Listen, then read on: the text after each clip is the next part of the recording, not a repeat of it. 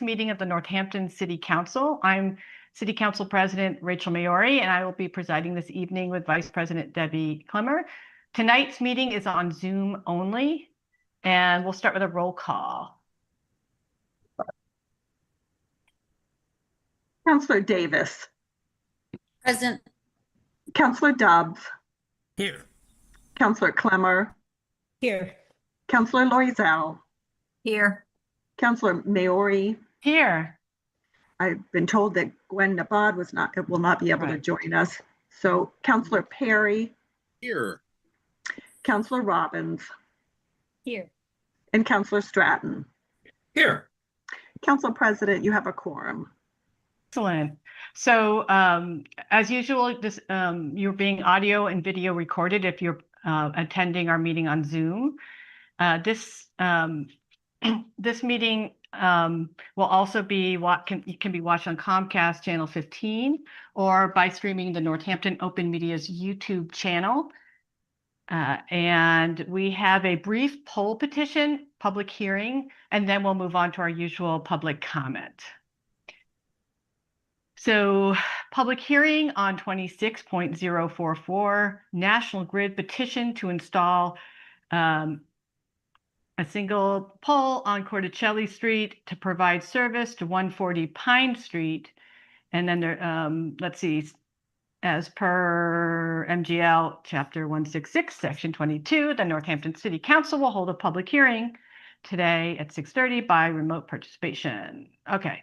And we will, the City Council will hear all persons who wish to be heard thereon. Okay, so let's see if we have, is it Vincent from? It looks like Donald Taggart is okay. on behalf of National Grid. Great, that's fine too. Good evening. We'll have them, discuss the project, and then we'll move on to any public comments about this poll. I'm here. Good evening. How you guys doing? We're good. Good evening. Thank you for joining us. Thank you. We probably should open the hearing. Let's open a hearing, and I also need to start video for yes. Let's have a vote to open the public hearing. Thank you, Laura.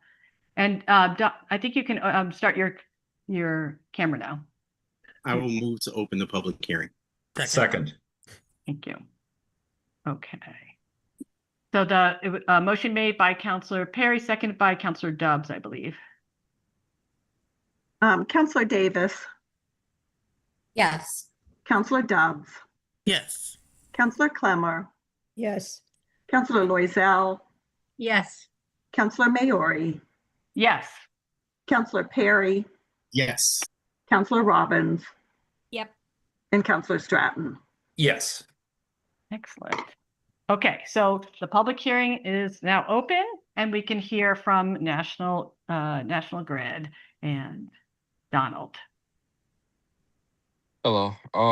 National Grid is proposing this stub pole. It's 3-50-1. It's going to be across from the existing pole 3-50, and this new pole is going to provide service to 140 Pine Street. So that's the reason why National Grid is proposing this pole, is to provide service to the existing building for the EV chargers. For the EV chargers, okay. I have a question. I think councilors might, but let's go to let's see if there's anyone from the public who has a comment or question about the poll petition, going public hearing for Corticelli Street. Let me just pull up. Raise your virtual hand. I don't see any. I'm looking for the residents from. So Don, my question would be: did you talk to the abutters on Corticelli? There wasn't any abutters. I mean, it's far enough away. It's far enough away from the last house going towards like Masa Mexicano. Is that?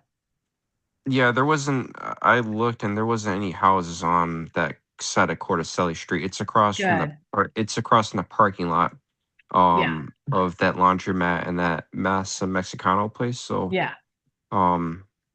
Yeah, there really wasn't any abutters. I don't think there would be any issue here. It's staked out in the field, and this pole is gonna be before the street and the sidewalk, so it's gonna be on the grass side, so there shouldn't be any issue here. Unless if anyone else has questions, I'm here. Okay, I see. And again, anyone from the public can raise their hands. I see Counselor Stratton. Counselor Stratton? Yes, thank you for mentioning that this pole will be clear of the sidewalk. I mean, I've gone and I've looked at that location and, it is a commercial block. There is a sidewalk on the north side of the street there. As long as you place the pole north of that, I don't really see any problem there. But while we have you here, I would like to call your attention to the other end of Pine Street very quickly. Opposite the south end of Chestnut Street at approximately 32 to 36 Pine Street, there is a JO pole that splits the sidewalk in half. Counselor And Stratton, it has to be related to the public hearing that we're having now.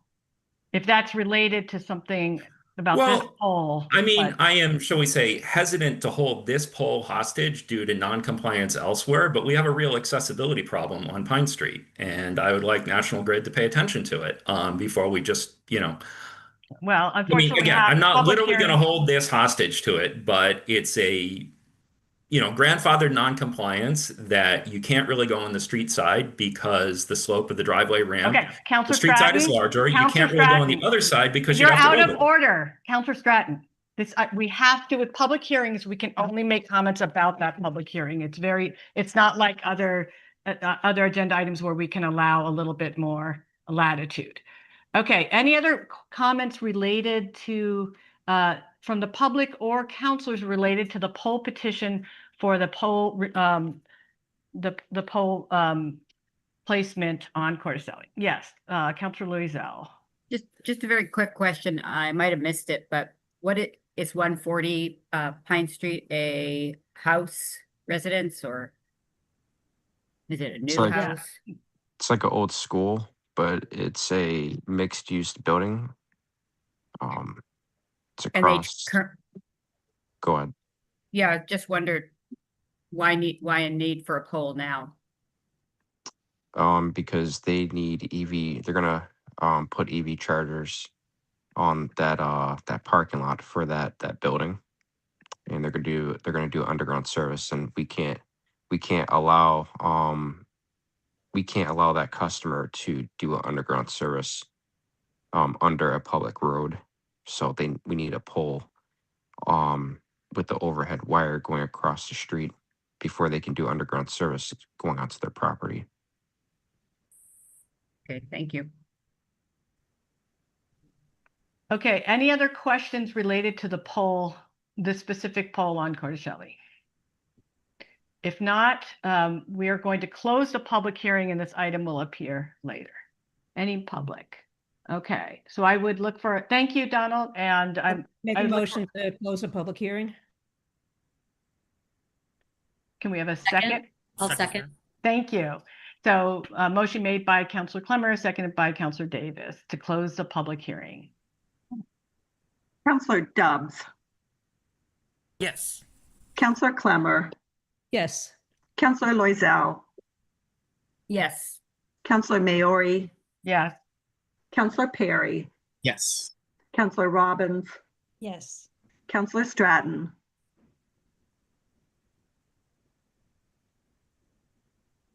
Oh, is he still? I mean, Counselor Stratton? isn't he a co-host? Maybe you not. know, he Oh, yeah, is, he is but a he's co-host. I was muted. muted. Yeah, okay. My vote is no. Okay. And Counselor Davis. Yes. Okay. Okay, so so that still passes with the closing of the public hearing. And we will move on to public comment, general public comment.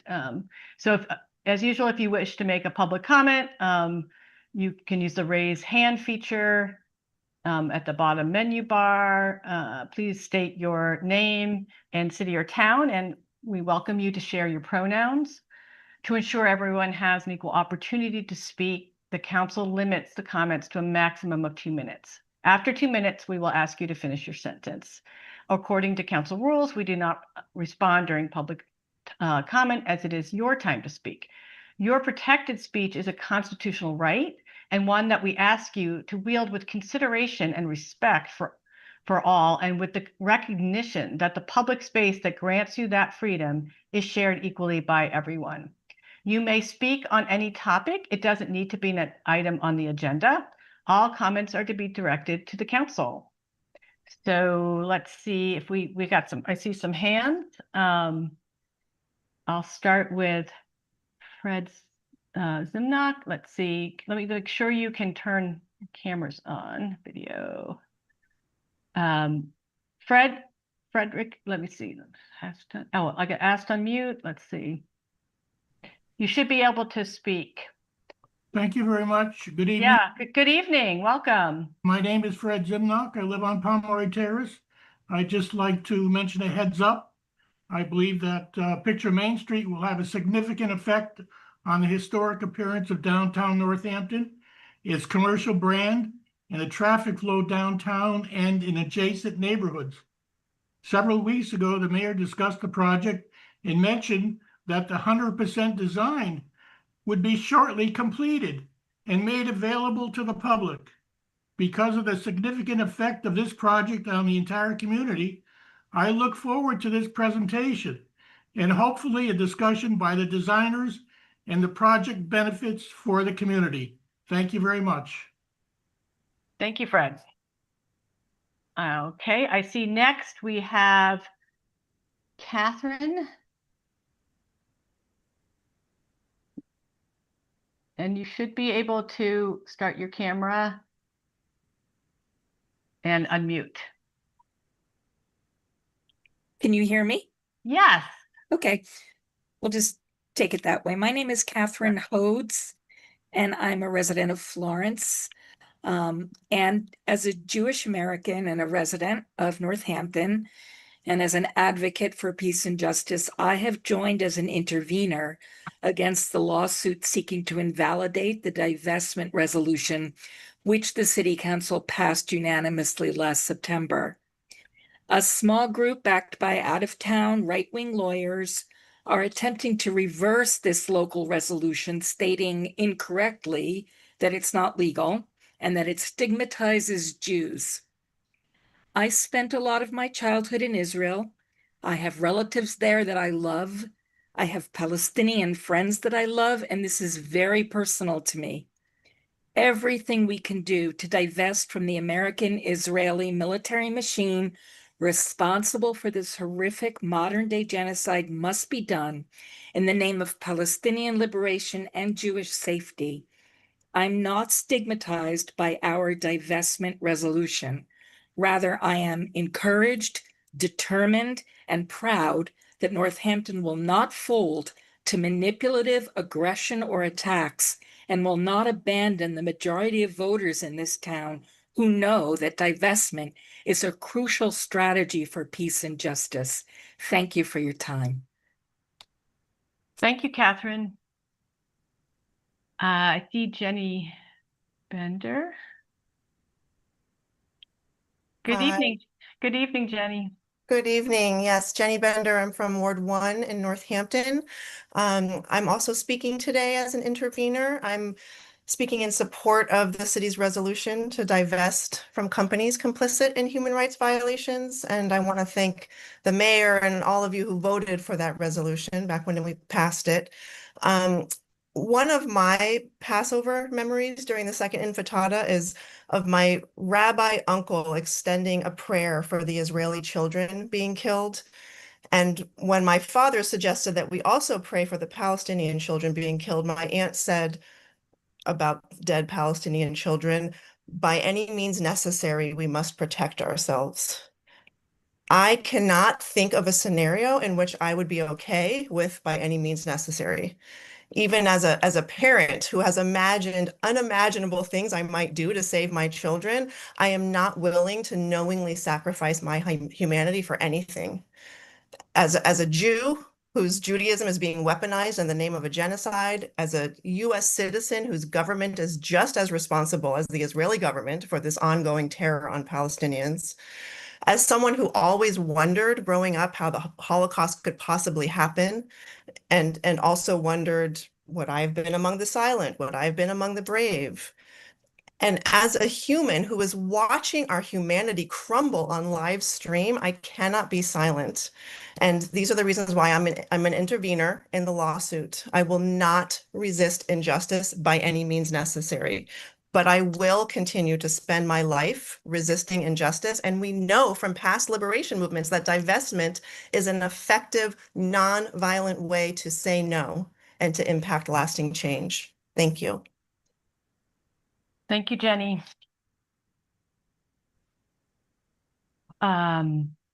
Eve.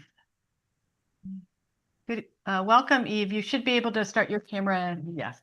Hi. Hi everyone. My name is Eve Glazier. I live in Northampton in Ward 3, and I'm also really proud to be one of the interveners. I'm one of 30 Northampton residents who have made a motion to intervene in the lawsuit against our divestment resolution, which means that we'd like to join the city in strongly defending our right to divest from companies complicit in human rights abuses in Israel and Palestine. And it's so important that we support the resolution that the City Council so proudly passed in last September, not only because of what my co-interveners have said, that it's so important that we as a city have the right to defend our ability to align our investments with our values and support human rights and peace and justice, which we have a very proud tradition of doing, from nuclear weapons to fossil fuels to apartheid South Africa. But it's also critical in upholding democracy and the democratic processes of our city. We had a resolution that was passed unanimously by the City Council that was elected to represent its constituents and heard widely and deeply from its constituents that they support this resolution. And now we have a small interest group backed by an out-of-town right-wing law firm who wants to undermine those processes. And at a time when democracy is under attack at a national scale, it's really, really important that we so strongly defend our democratic processes here locally in Northampton. So I'm proud to be an intervener, and I urge the city to support the divestment resolution and challenge this lawsuit to the greatest extent that we can. Thank you. Thank you, Eve. Let's see. Next we have Nick. Hi, Nick. Let me just unmute you.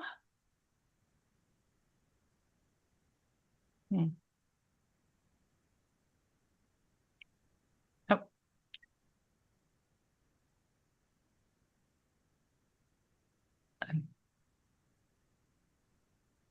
You should be Okay, able thank to, you. yeah, great.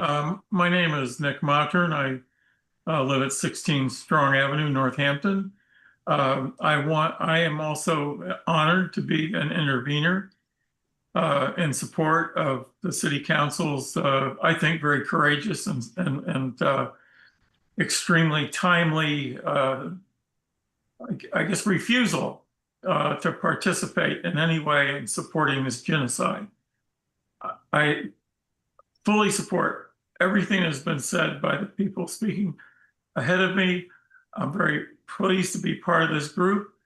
And I should say that the UN Special Rapporteur on Palestine, Francesca Albanese, has encouraged countries, corporations, institutions around the world to cut off their commercial, military, trade connections with Israel until this genocide and Israel's attacks on its neighbors stop.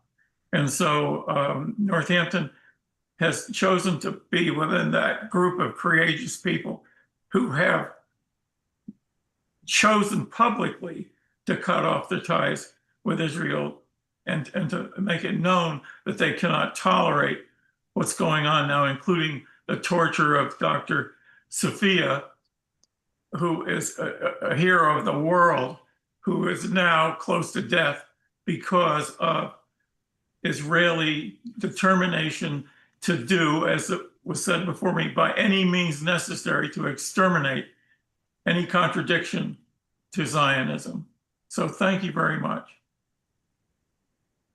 Thank you, Nick. Okay, Susan Teberge, we unmute you.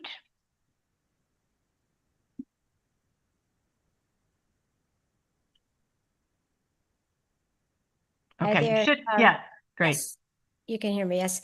First of all, I do want to thank the City Council for your support of the resolution. I'm Susan Tabersh from Florence. I am also an intervener. And I want to just honor the statements of my brothers and sisters who've already spoken. And I just very briefly want to say that that to me, it's incredibly important to be an intervener. It seems like the smallest thing that I can do in terms of protecting our democratic rights. And as so many people have stated at so many of these city council meetings, I'm Jewish. As a Jew, the only honorable thing that I can imagine doing right now is fighting nonviolently with my heart and soul to stop this genocide. I mean, especially as Jews. And so, it's not a choice. It's just like something that we must do. And especially in this moment when, as somebody mentioned, I think it was Eve was mentioning, when democracy is hanging by a thread, we really, really need to win this fight. Because if we can't use the time-honored tradition, the nonviolent time-honored tradition of petitioning our government when we see our government doing harm and being immoral, then, I mean, when else do we need this democracy right more than right now? So in closing, I just want to say that we really have the backs of the city. We want to win this. We want to win this for us here in Northampton, and we want to stand as a model for people across this country who are acting out of their deepest truths and morality. Thank you. Thank you, Susan. Okay, moving on. And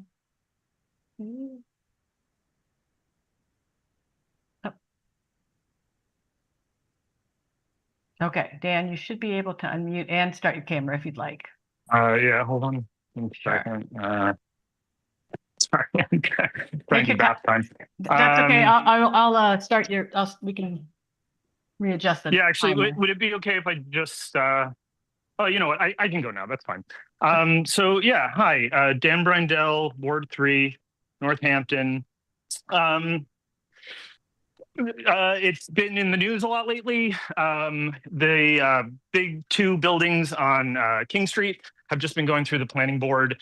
There's a lot of controversy there because they don't offer as many parking spots per unit as buildings used to. If we take an eagle-eye view of the downtown, we see that actually these buildings have been clearing more and more. This year, actually, and last year, pretty much all of them have gone through, but this is all because of legislation passed in March of 2022. Some of you were there. The mayor was a councilor. Some of you were not. It basically incentivized this kind of high density giant building. So at this point, we've got now, you guys are going to have a building right next to the city council chambers. I don't know if that's going to go over your parking lot or whatnot. I think that's going to be 65 units. You've got these two big ones on King. We now know that there's going to be another building on King in the little Goggins space. There's going to be this giant building on Phillips across from me that they're going to be building. And then they're going to be building the one other one on that narrow little strip behind the giant church across from Smith. And every single one of these, when you hear they don't have enough parking, they say, oh, well, they'll rely on the ample parking around town, which again, we're going to be doing Picture Main Street construction at that point. They all rely on the same ample parking, not talking about the fact that they're all going to be overlapping. And what the developers often say is, well, we were allowed to, because this thing passed in 2022 says we were allowed to and we don't have to. And so I really have to ask the council and the planners of the city what the plan here is. One of you guys at the meeting for the King Street building said, I've heard the parking concerns. I looked into it. It turns out this is just how progressives build buildings now. That's probably true because most progressives live in major metropolitan areas with public transportation and the ability to absorb this kind of infrastructural need. Could you just wrap it up, please? We're going to have tremendous infrastructural needs attached to these giant high-rise buildings that you guys have forced and invited into our town. we deserve to know from you guys what the plan is to actually make that sustainable, and you have yet to share it with us. Read the Gazette. The planning board's getting in Hey, trouble Dan, for this it's stuff now. time. So Please, please save the city. Thank you. Thank you. Okay. Let's see. I see Renee Taberge. Let's see. Okay. Who's I don't see. Hi. Hi there. Oh, there Okay. you are. I couldn't see you. Here I Hi. am. Welcome. Good evening. Thank you. So I'm Renee Taberge. I am a resident of Ward 4 in Florence and have lived in Northampton for the last 8 years now. Hard to believe, but worked in here for several years before that. Like the people before me, I am also an intervener on the resolution that was passed last year for divestment. And speaking in support of it, I am not going to repeat all of the points that people made earlier. I agree with all of them and in support of them. I do want to mention one thing, though. I have a long history with the Palestinian people, which I think is different than most of others. I started working as a journalist in the Middle East in 1971, and I spent 4 years doing that kind of work. And when I was over there, I had long interactions, long meetings, dinners, coffee,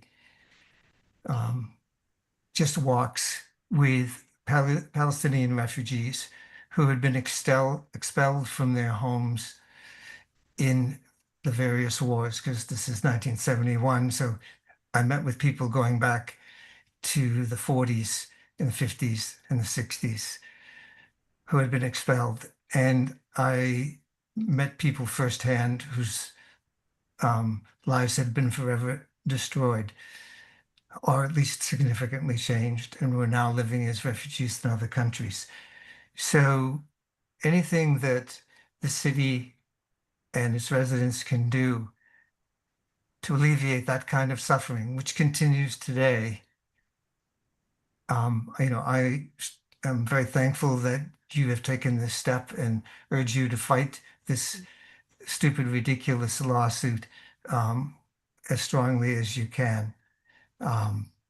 Again, and one other point that I would just like to make. Time, if you could just say your last sentence, please. Yes, is that it's also an attack on our rights as residents of this city to make our own choices about investment strategy. Thank you.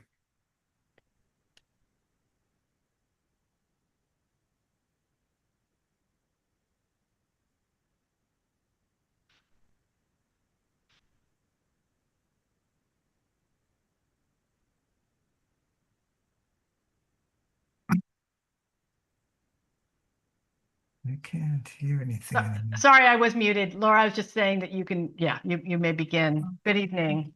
Oh, good evening. Laura Belushi, Ward Northampton, Ward 4.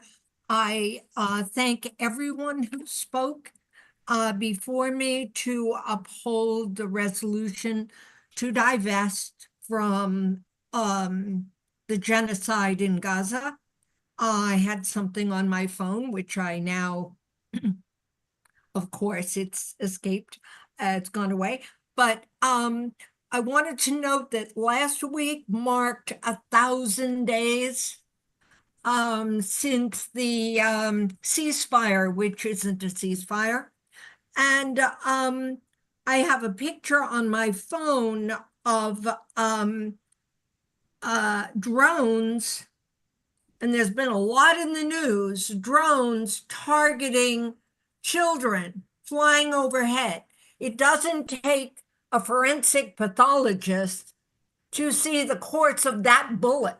I don't know if you can see it going straight down.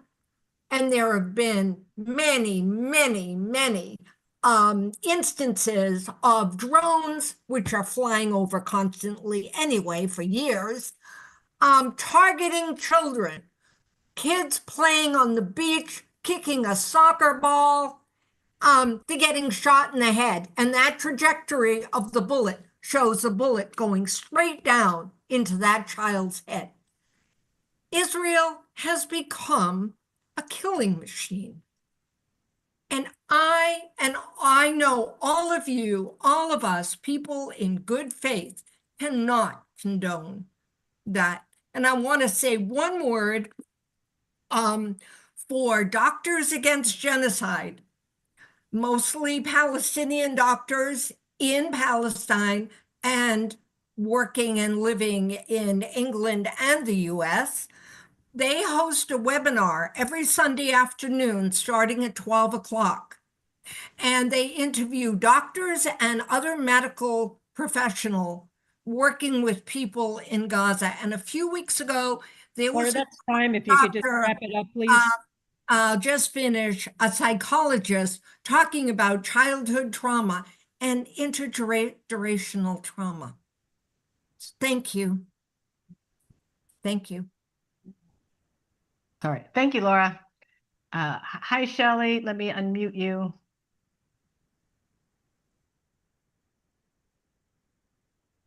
Okay. Okay, you should be unmuted, Shelley.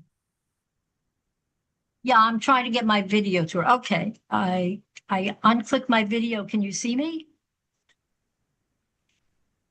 Yes. Okay, I can't see Yeah. me. That's okay. Well, good evening, Shelley Berkowitz, Ward 1, Northampton. I frankly didn't expect to speak tonight and didn't prepare anything, certainly not on any particular topic, but there are so many pressing, unsolved, and frankly, unacknowledged injustices being committed in and by the city government that I feel compelled.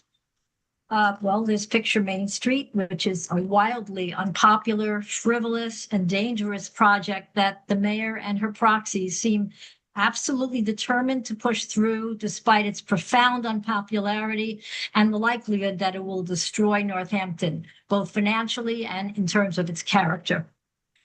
There are ongoing disinformation campaigns, including the Northampton, I call it Disinformation Hub.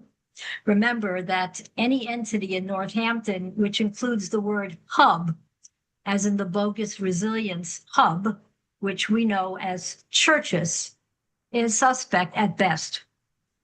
Never forget that these bogus projects exist at all at the expense of the real needs of our city and its people. The unfulfilled needs of the city, of the children in our schools, our working residents who are the backbone of Northampton and who cannot afford rent or parking essential for their work or basic family needs. And at this point, who are struggling, frankly, for food and safety. And of course, the lack of transparency in the city government, which requires huge fees to obtain public information that frankly should be readily available by default without requesting it. This compounds the actual and perceived impression of this Northampton government. We are all watching, and I want you to remember that. Thank you. Thank you, Shelley. And I don't see any more hands, so I think we'll move on.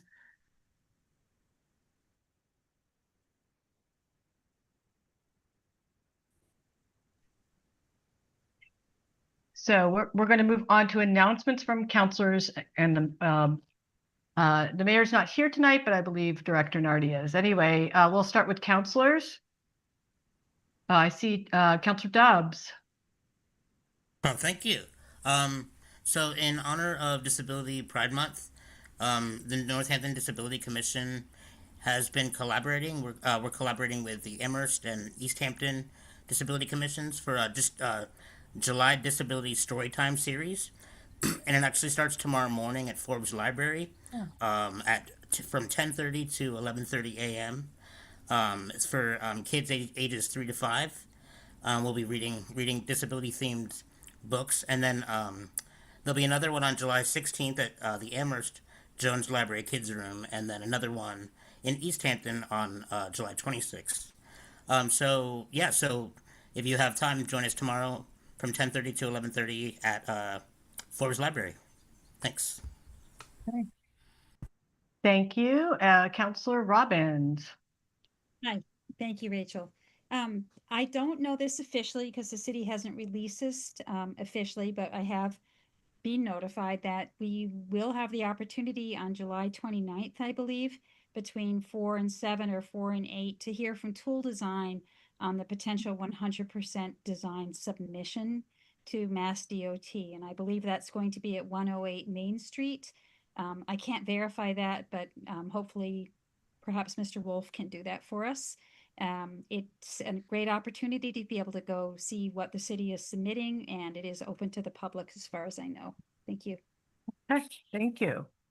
Okay, and I see Director Nardi. Can you unmute? See, are you a co-host? Yes, you should be able to unmute. Hi, good evening. Good evening. I didn't mean to jump in front of the other counselors. No, I just that's didn't see any fine. more hands, but I see Okay. Counselor Perry. That's okay. We'll keep going. All right. Good evening, everyone. Thank you. On behalf of the mayor, I am happy to announce the Fiscal Assessment Community Task Force members. There was a lot of interest. This is the override committee. There was a lot of interest from community members, and to allow for more perspectives and expertise, the mayor increased the size of the task force. Even so, it was a very difficult decision, and the mayor sincerely thanks everyone who applied.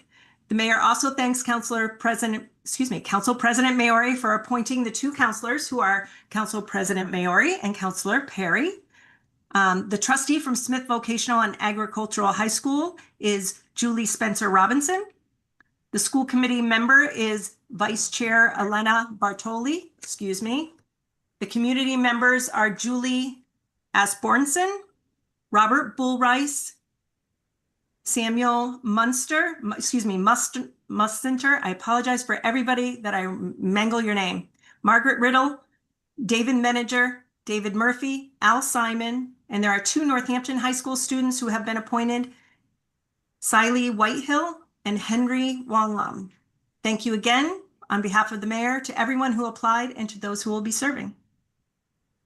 Okay, thank you, Director. And yeah, we'll all get to know each other very well and each other's names very well this fall. Thank you. And I see Councilor Perry. Oh, yeah, I'm good. Thank you. I have a couple things, so go for it.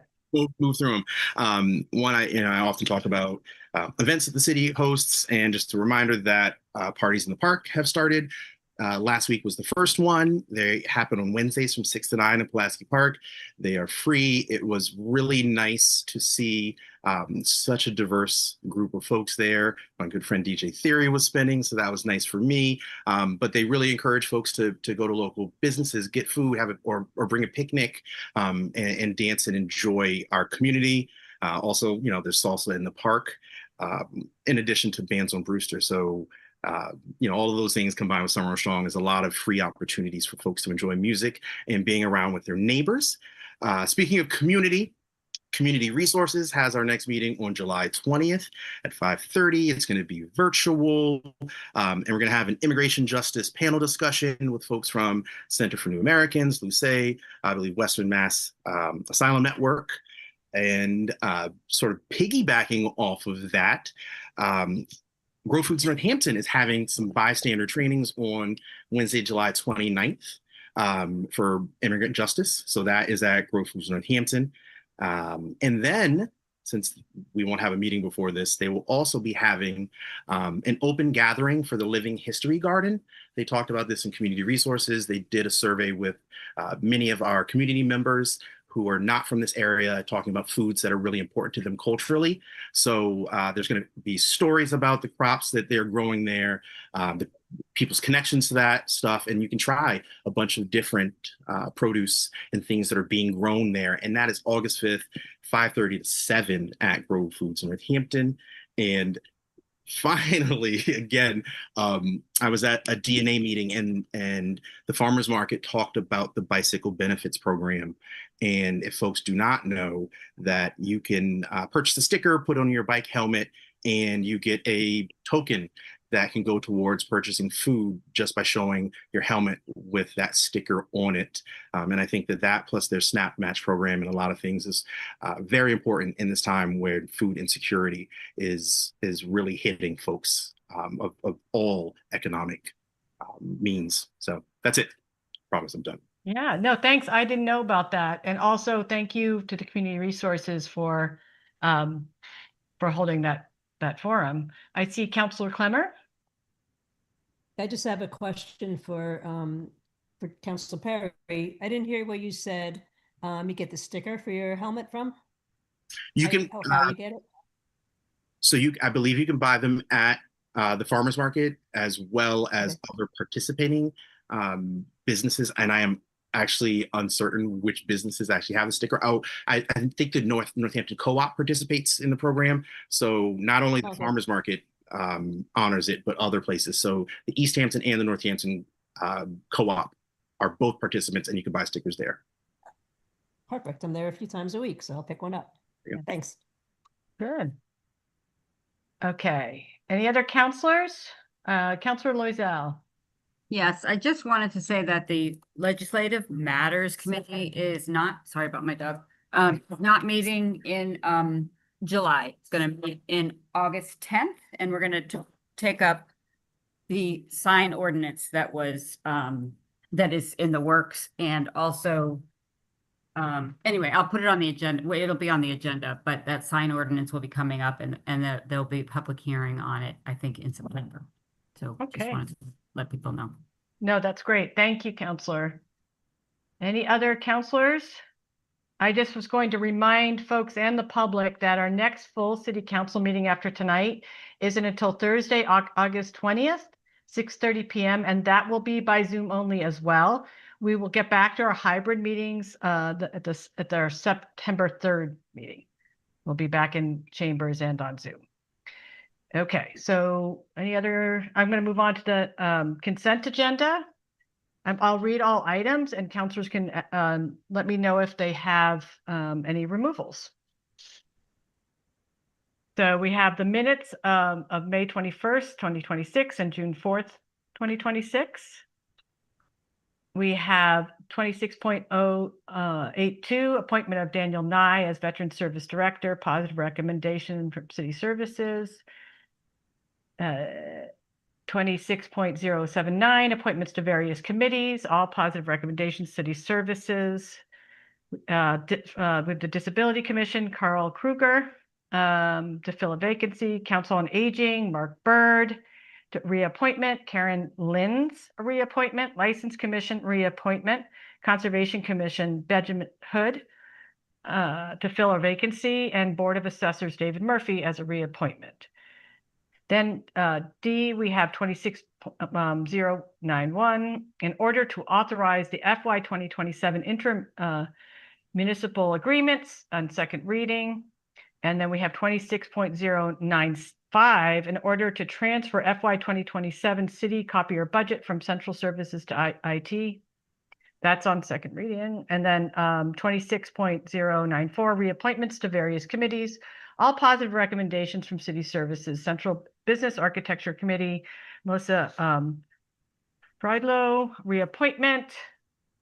And then Conservation Commission, Elizabeth Spriggs, Energy and Sustainability, Eric Winkler, both of those are reappointments. Historical, they're all reappointments. Historical Commission, Michael Curtin. Human Rights Commission, Jamila Gore. Urban Forestry Commission, Richard Parrish. Zoning Board of Appeals, Sherry Taylor.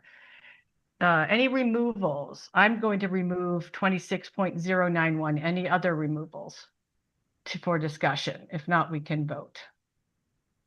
Okay, so Wait, excuse me, Council President, I think you missed two items. Oh, did I miss some? Excuse me. The National Grid poll petition, and there was Oh, one you know what? more. I might have the other. Oh yeah, I think I had the original agenda, which didn't have it all there. Okay. Also, I don't think you read all the appointment names. Yeah, maybe I need to look. Maybe I need. There was a letter G. Okay, excuse me. Let me just make sure. Wait, let me see if this is the correct one. G. Okay. Now it's updated. I had two agendas, and the one that we had one that was recently updated. So G, wait, which other appointments? Because I see G is the 26.103 appointments to various committees. Suzanne Smith, that one? Yeah, you didn't Yeah, read those? yeah, sorry, reappointment. Richard Meyer, Conservation Commission, reappointment. Council on Aging, Mary Biddle, appointment. Disability Commission, Kathy Murray, reappointment. Housing Partnership, reappointment. Parks and Rec Commission, reappointment is Julia Shevin. And then Whiting Street Fund Committee is Andrea Murray, and that's a reappointment. And then finally, and tell me if this is not the last one, H approved the 26.044 National Grid petition to install the single occupancy pole on Cordicelli Street to provide service that we heard from earlier. That's the end of the consent agenda. Any removals? Okay, so I would entertain a motion to approve the consent agenda with the removal of the intermunicipal agreements. I'll make a motion to approve. I second it. Okay, motion made by Councilor Dobbs, seconded by Councilor Clemmer. Roll call, please. Councilor Clemmer, Yes. Councilor Loisel, Yes. Councilor Maori, Yes. Councilor Perry, Yes. Councilor Robbins, You're muted. Said yes, thank you. Councilor, yes, okay. Councilor Stratton, Yes. Councilor Davis, Yes. and Councilor Dobbs. Yes. Okay, excellent. So those are all approved. And so let's just move on. Make sure I have the right agenda. So I'm going to recuse myself for 26.091 because I am the coordinator of the Southern Hilltowns Domestic Violence Task Force, and that receives a grant from the Pioneer Valley Planning Commission. So I'll remove myself just for this vote, and Councilor Vice President Clemmer will preside over this vote, and then we'll return. Thank you. I'm going to turn my camera off. Hi, all. Okay, so is there any discussion? Councilor Robbins. Thank you. I had a couple of questions. I see a reference to the Public Health Excellence Collaborative. I think there was one more public health piece, which I don't really know anything about. I still see on our calendar that we are members of, I think, the Hampshire Health Emergency Collaborative. I don't know if this is a new creation, and if we're not part of this other emergency health group, does this replace it? And what is the cost of our being involved in it? And I had one more, which was that I know we've always done the building inspection piece, but I also note tonight that we have, or maybe it's the other night, we had some overtime costs for our building inspectors. And I'm hoping that working for Williamsburg as well doesn't mean that we're also involved for having to pay overtime in addition. Those are my questions. Okay. Could Director Nordy, or I think Alan Wolf, are one of you able to answer the Councilor Robbins? Hi, good evening. Nordy. I'm sorry, I didn't mean to interrupt you. No, you're good. Thank you for jumping in there. Appreciate it. Yep. So I didn't hear all of your questions. It's hard for me to hear you, and I'm not. Is it difficult for you to hear me? No. Okay. I can hear you. I'll just yell. Okay. So I know one of your questions was about the building inspection program with Williamsburg. We charge them a lump sum of $42,500, and they pay for that, and we don't pay any overtime for our employee for that. The reason we are asking for overtime, which will be later, is actually due to other inspectors in the plumbing and other areas. When they are out, that we need to hire another plumber to cover, a contractual plumber or another inspector to cover during their absence. So that was an issue this year, and that is what the overtime for. It has nothing to do with our connection with Williams or our sharing of services with the town of Williamsburg. That's great. So my second question was around these new emergency health organizations, at least I think they are, the Public Health Excellence Collaborative. Do you have any knowledge on that one? So only what is written there, that would really be the commissioner, and Chief of Staff Wolf may have more, but these are not new. These are things that we vote every single year. And I will defer to Chief of Staff Wolf. That's fine. And I'm only turning my camera on to say that to get the exact details of that, we would need the health commissioner. I can text her while we're talking here, but No, I don't. That's fine. I will reflect that I attended a meeting this week on an emergency group, the Hampshire something or other, that apparently we're no longer part of. And I was curious to know if this is a replacement for it. It makes me a little concerned that we're not involved with our neighboring towns in emergency planning. So this is not new. As I will repeat, this we vote every year, and I'm just not familiar enough with what you're referring to. Okay. And I know a little bit about this, but not enough to talk about it in open council, except to say that our emergency preparedness is first rate, and we are absolutely prepared. Right. My question was about whether we're working with our neighboring towns on it in this organization. It's my understanding not in this organization, as you're saying, for very good reasons. And I can make sure that we ask the health commissioner to talk about that. Great. Thank you.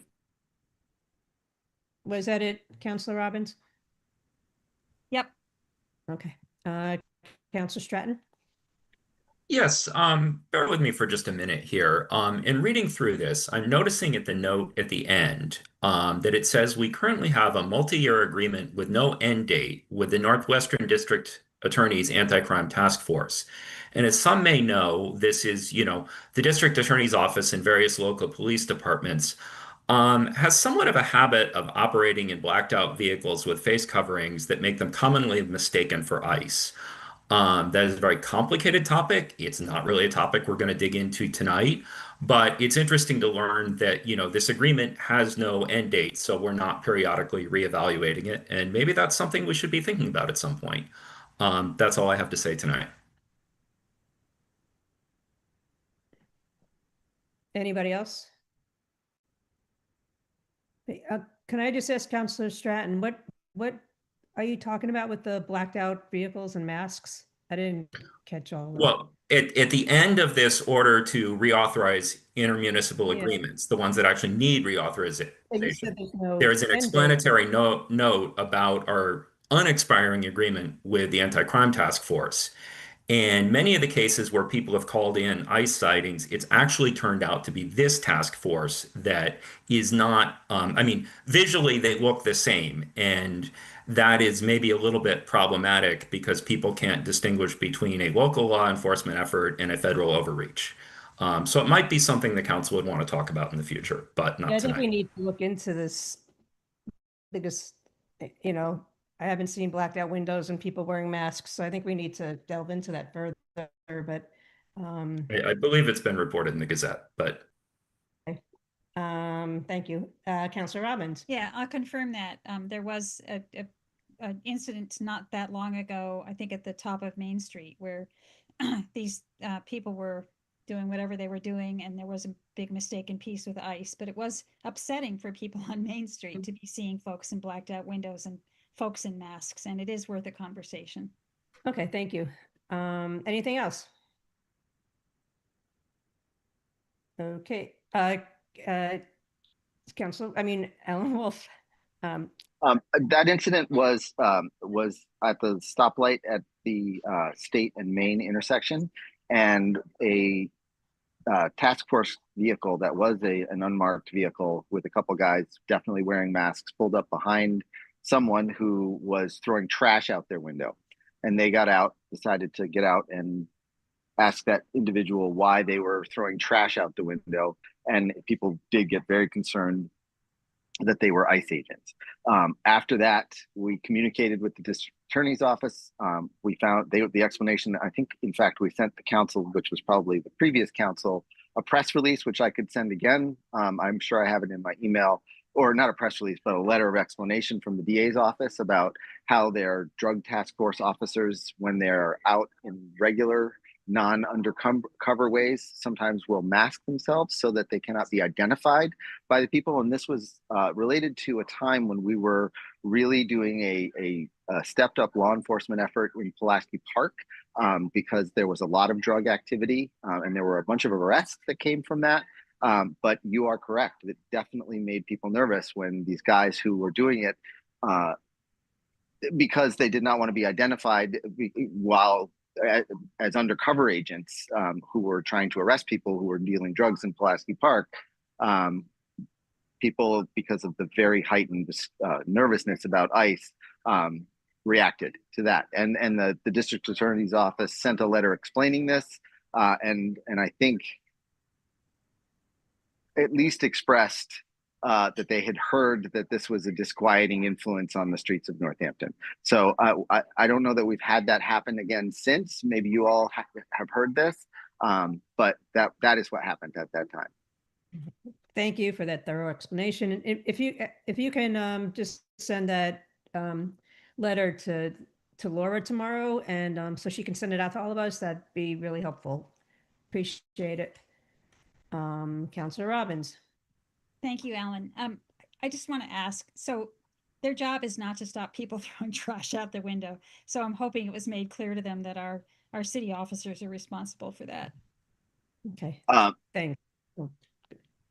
Yeah, I don't know the interactions between various law enforcement agencies. I know the task force works very closely together on drug interdiction. I honestly, the mayor's office certainly shared the disquiet that was created that day with them. Okay, anything else? Thank you again. Anything else? And if not, could we get a motion to? I'll move to approve. I'll second. Motion made by Councilor Perry and seconded by Councilor Davis. Roll call, please, Laura. Councilor Loisel. Yes. Councilor Maori. Oh, she's recused. Councilor Perry. Yes. Councilor Robbins. Yes. Councilor Stratton. Yes. Councilor Davis. Yes. Councilor Dobbs. Yes. And Councilor Clemmer. Yes. Okay, so that passed with however many we are, 7 positive votes and no negatives or abstentions. Okay, turn it back to you, Council Okay, President. thank you. Thank you, Vice President. Now we are up to financial orders. Place. Financial orders in first reading. We have 26.097 in order to increase maximum base for COLA for retirees in first reading, and 26.098 in order to approve final FY 2026 end of year transfers. With the process note that 2 readings are respectfully requested to meet the deadline for those budget transfers. And finally, C 26.102 in order to authorize enterprise fund budget transfers. We have Director Nardi here to speak to those. Yeah, do you want, let's do that first, I guess, and then we can discuss. Good evening again. So as I presented to you, and I apologize for the update on the memo, the effective date of our request here is FY 28. And as you can imagine, we're closing 26. We've started 27, and I just wasn't thinking about 28, but this is effective FY 28. Okay. So the Northampton Retirement Board has voted and is requesting support from the council to increase the COLA base from 13,000 to 16,000. As I put in the letter, this will increase when we calculate the COLA. It will be based on that additional $3,000, which will give slightly more funds of $390 per year. Actually, I think it's more than that, isn't it? it would be $480 per year for each pensioner. And I did provide you some background in the memo of our retirement system, which we're in the top third across the state in terms of our funded status. We're at 75%. Of course, that target is always going to be moving. The retirement board has exceeded its target return rates. The reason for our request is that, as you can see by one of our bullet points, the number of local and county retirement systems at each COLA base level as of June 16th, only 10 remain at the 13,000 level. So we're requesting, and we think it is time to increase that level. Okay. I see. Thank you for that. Councillor Stratton. Yes, I had a question about 26.102 specifically. I assume we're talking about all of these right now? That's fine. Yeah, that's fine. Or if not, I can go later. Sorry. No, Director Nardi. Can we hear from Director Nardi about each of them first, though? Yes. Oh, my apologies. I thought we were doing one at a time. No, I wasn't clear. Right. Either way, why don't we just proceed with, let's discuss this one and then we'll move on to the next one. Okay, and I'm sorry. So let me pull them all up, make sure I have that one in order. So we're going to discuss this maximum 26098. Yeah. Okay. Well, we'll just Would you prefer to go through them all first? I prefer to do whatever the council president would like me to do. Let's do that because maybe we can. May give us a sense of what we can move as a group. Okay. So 26.098 is the order, is our final FY26 end of year transfers. This represents there is 2 days extra in this payroll period that belong to FY 2026 that I did not account for. So all of these dollar amounts that you see here are those extra 2 days that I did not put enough money in to cover from the other order. And then as you go down through, you can see that the health department, the 39,000, that is a much larger number. That has to do with the expansion of hours at the DCC. And then all the rest, and the fire rescue is due to their overtime. And also in the first order that I sent you that is on second reading, I did not transfer enough funds to cover their, as I explained before, we had just did the 3-year contracts for FY 26, 27, and 28. So the FY 26 budget was not built with all of those increases in it. And I did not move enough for the fire department clearly to cover all of those increases. So that's why that number is so much higher than everybody else's. And then the next one, which is 26.102. 26.102. Do I have that one up? I do not have that one up. Oh, and that is from, I will defer to Director Lascalia, who I believe is on this call, for her to explain that one. Great. Director Lascalia, are you with us? You here? I think I saw her. Make sure she's a co-host. Yeah. Good evening. Are you able to? Let's see. Where'd she go? Are you able to unmute? Maybe not. Hold on. I'm unmuting you. You're not a. Or I can make you a co-host. Hold on. I'm sorry. I thought I had made her one. No, that's okay. And also, let me make sure she can turn her camera on. She should be able to. Okay. Director, can you, are you unmuted? Yep. Hi, councilors. Awesome. Good evening. Yep. Good Thank evening. you. So we're just doing some end of year transfers within the water enterprise here. So just a couple of things, moving money where it is needed from places where it is not needed. So I've talked at length in different venues about our transmission main project. So we are just moving some money from a project in Leeds that is completed to the transmission main project. And I also need some funding to deal with the radio read equipment that we use to read our water meters. So we're just moving some money out of accounts for projects that are actually complete, so that we can replace those radio read units. They have a 20-year battery, so we need to replace them kind of on an ongoing basis. I'll take questions if there are any. Okay, since that's the last one, why don't we say, yeah, we can take questions on any of them. And but Director Nardi, you were the one that you wanted to you wanted 2 votes on was there was just one, correct? Net 26.098. Correct. Okay, right, because that one is the time sensitive one and why we're here tonight. Okay, so questions from councilors, Councilor Stratton. Yes, Go I was ahead. just wondering, which transmission main specifically is this?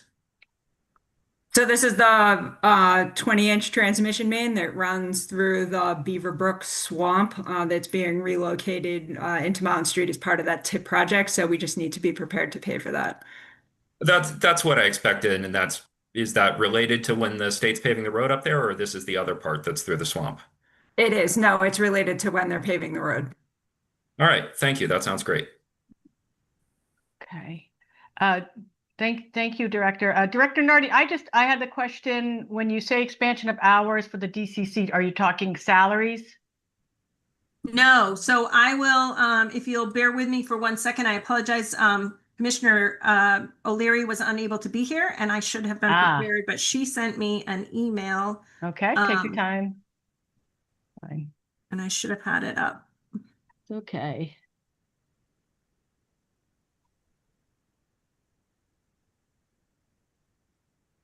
If you'd like, we can discuss, we can come back if you want a minute and we can discuss the first item since we kind of were jumping around. Sure, my computer is slow. Yeah, and why don't you do that? waiting to- I was trying to do them, so that the staff could leave when they can. But anyway, let's talk about councilors. Let's look at 26.097 in order to increase maximum base for the COLA for retirees. So that one, that one's in first reading, so it would go to, we can, I guess, it does not need to be voted on tonight, so we can refer. Can I make a motion that we refer it to finance? Yep. I'll second that. Okay, so we have a motion. Is there any more well, we can do a roll call. Could I just? Yes, Councilor Stratton. I mean, obviously we can refer it to finance. Are people have questions about it, or? Councilors, do you have any questions while staff is here? Since that's true that we don't always. Councilor Robbins. Well, we can also ask questions after we. Well, anyway, let's do it this way. Go ahead, Councilor Robbins. Pretty straightforward to me too. Yeah. I'm not sure how much further we would push it in finance. Right. Yeah. So refer it to then the consent agenda for the next meeting? Yes, That's the other option? Yes, the agenda, the agenda. Second reading. Yep. Okay. Okay, I had my hand raised, but Yeah.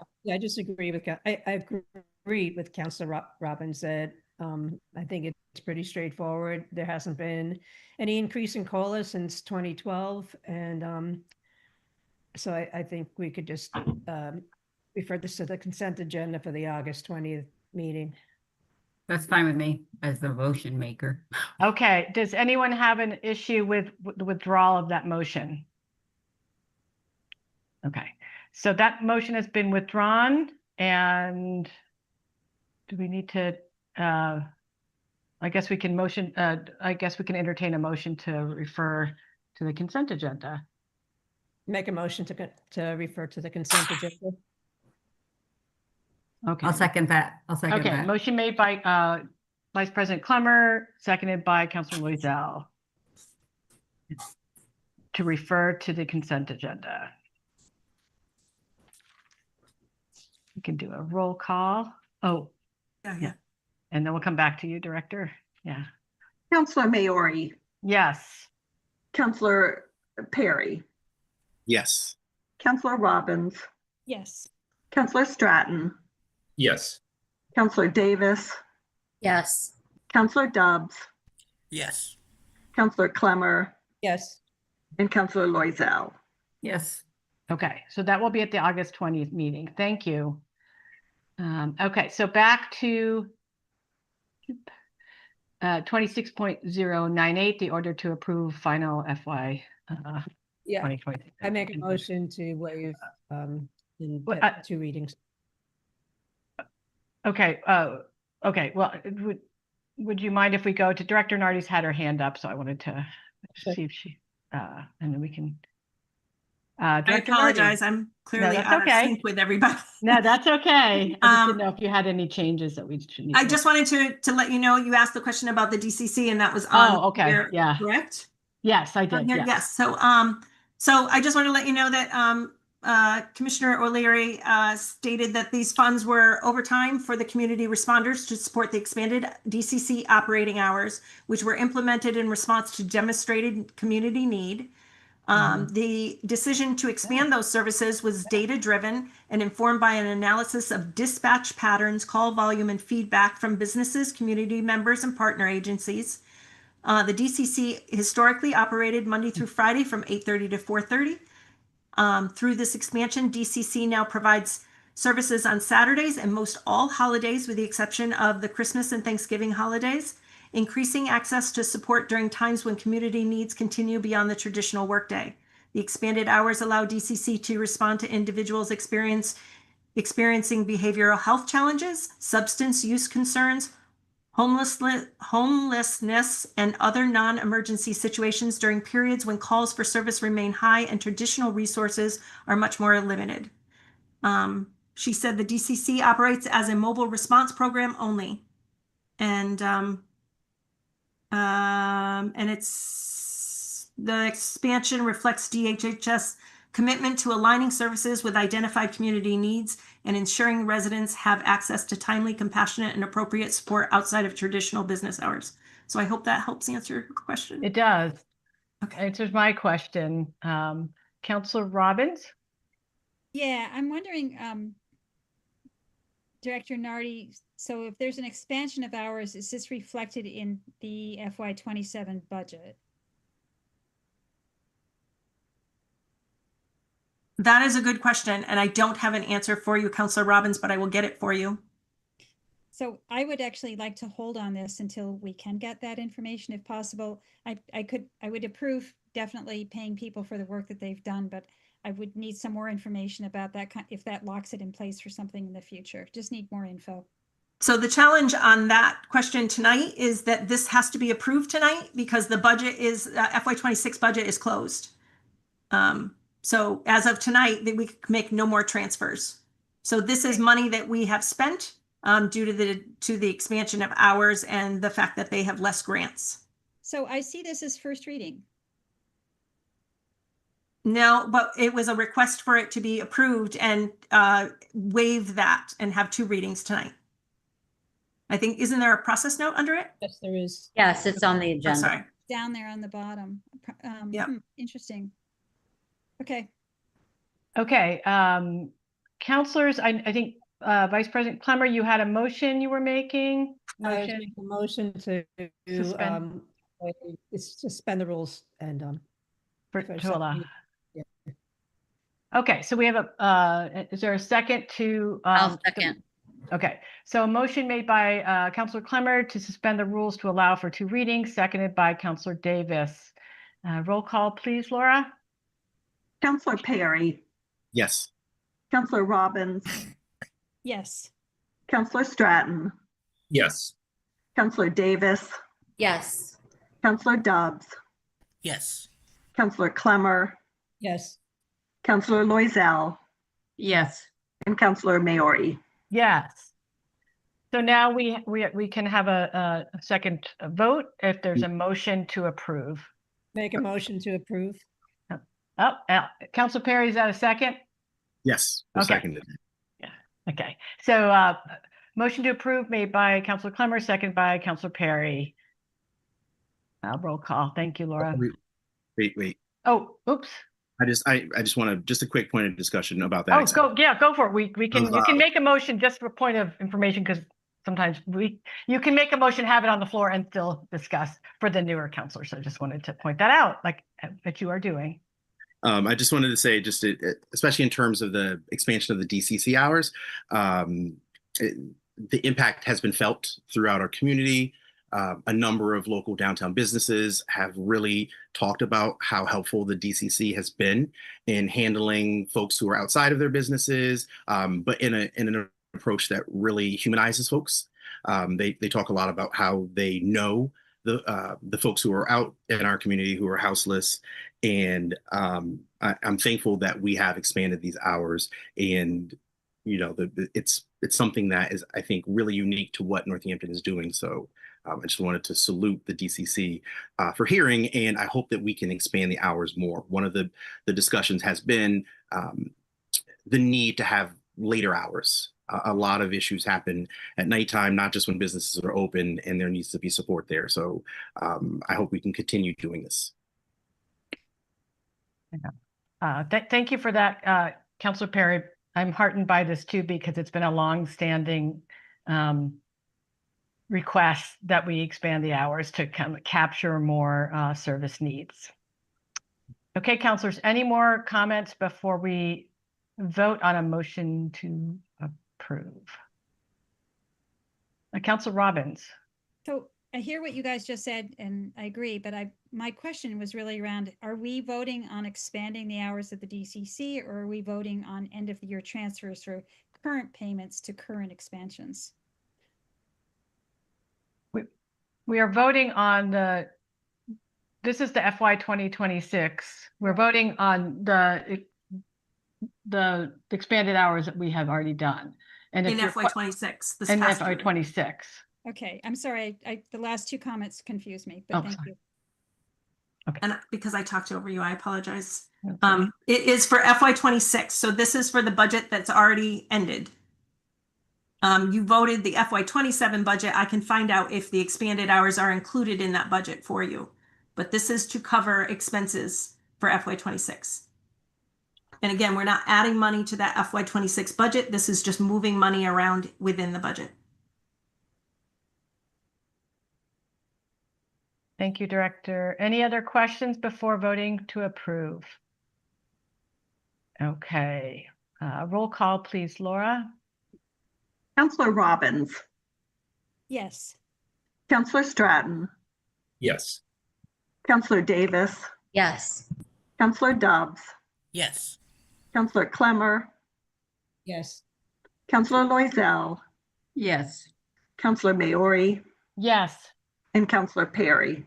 Yes. Okay, so that passes, and we're on to the 26.102, order to authorize enterprise fund budget transfers. I so move. Second that. Wait, excuse me, that's on first reading. So that would be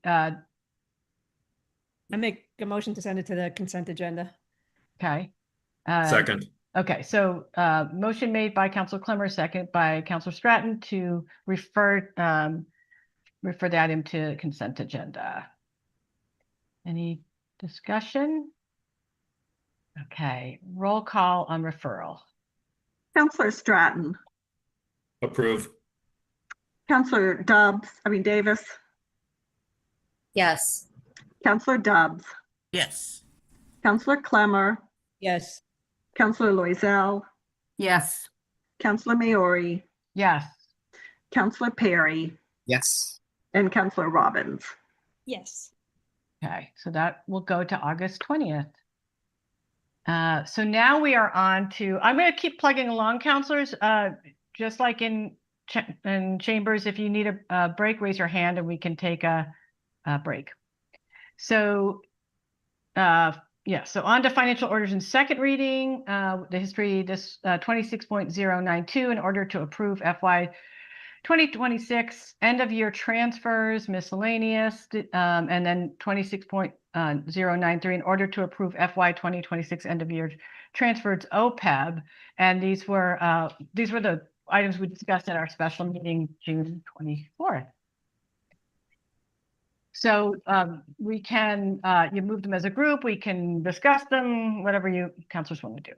Okay. Councilor Stratton. Yes, I had a question for Dr. Lascalia, or Director Lascalia, sorry.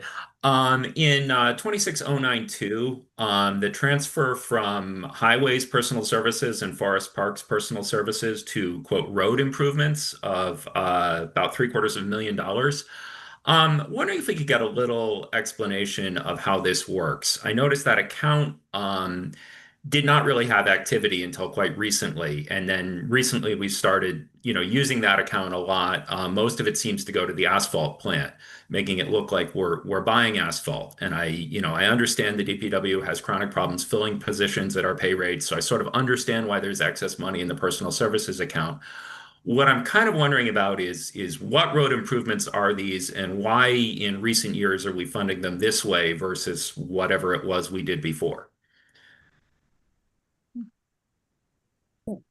Thanks for the question, Counselor. So we always fund our personnel lines to the fullest extent that we have positions approved.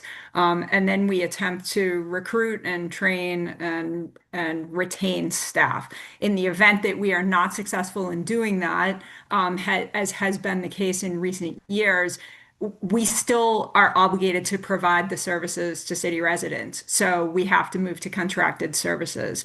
So the reason this is a fairly recent phenomenon is that some years ago we were more stable with staffing. We simply cannot fill the positions, but we still need to do the work. So you are correct. This is a, spring, summer expenditure thing where we are buying a lot of asphalt and we have contractors shimming roadways and doing pothole repairs that we would otherwise have internal crews doing. So that's the explanation for this transfer. I'll also note that the price of oil is very high, which means the price of asphalt is higher than it has been in prior years.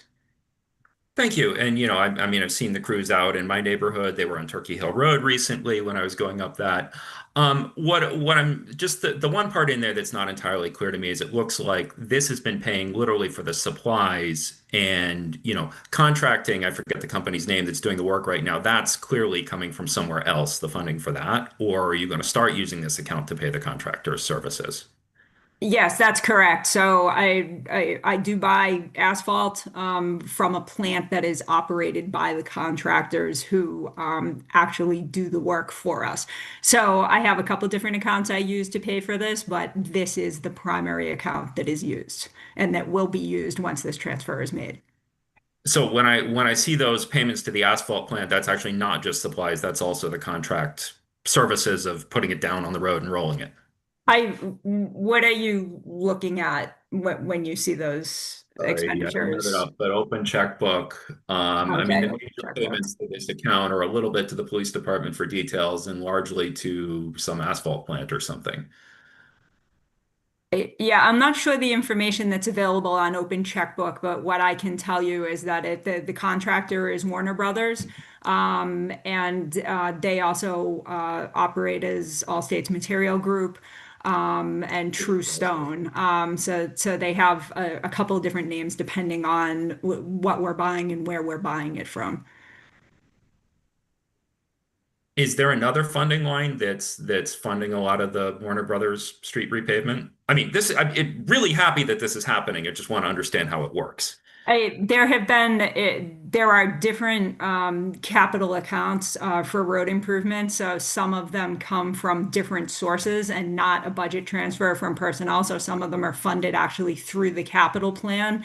The reason that there's a lot of activity right now is because this is when all the bills come due, because it's not like you're seeing the same amount being paid every month. So a lot of the capital funding that came through last year is being expended now. And then once this money gets transferred, I will be spending this to support work that is ongoing right now. Thank you. And I'm really happy to see this work happening.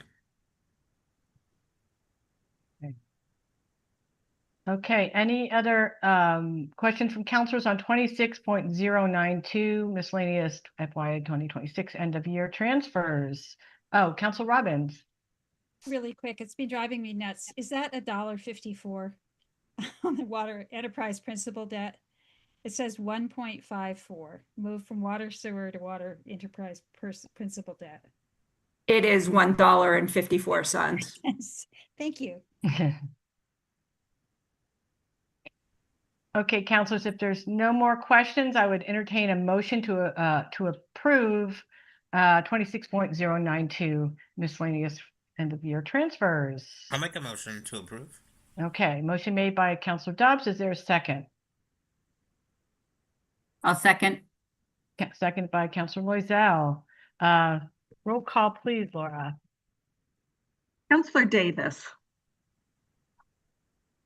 Yes. Councilor Dobbs, Yes. Councilor Clemmer, Yes. Councilor Loisel, Yep. Councilor Maori, Yes. Councilor Perry, Yes. Councilor Robbins, Yes. and Councilor Stratton. Yes. Okay, so that passes, and we can move on to 26.093, OPEB end of the year FY 2026 transfers. I'd entertain a motion or some discussion. A motion to approve. Motion to approve. Okay, Councilor Clemmer, Second motion that. to approve, seconded by Councilor Dobbs. And we roll call, please, Laura. Councilor Dobbs, Yes. Councilor Clemmer, Yes. Councilor Loisel, Yes. Councilor Maori, Yes. Councilor Perry,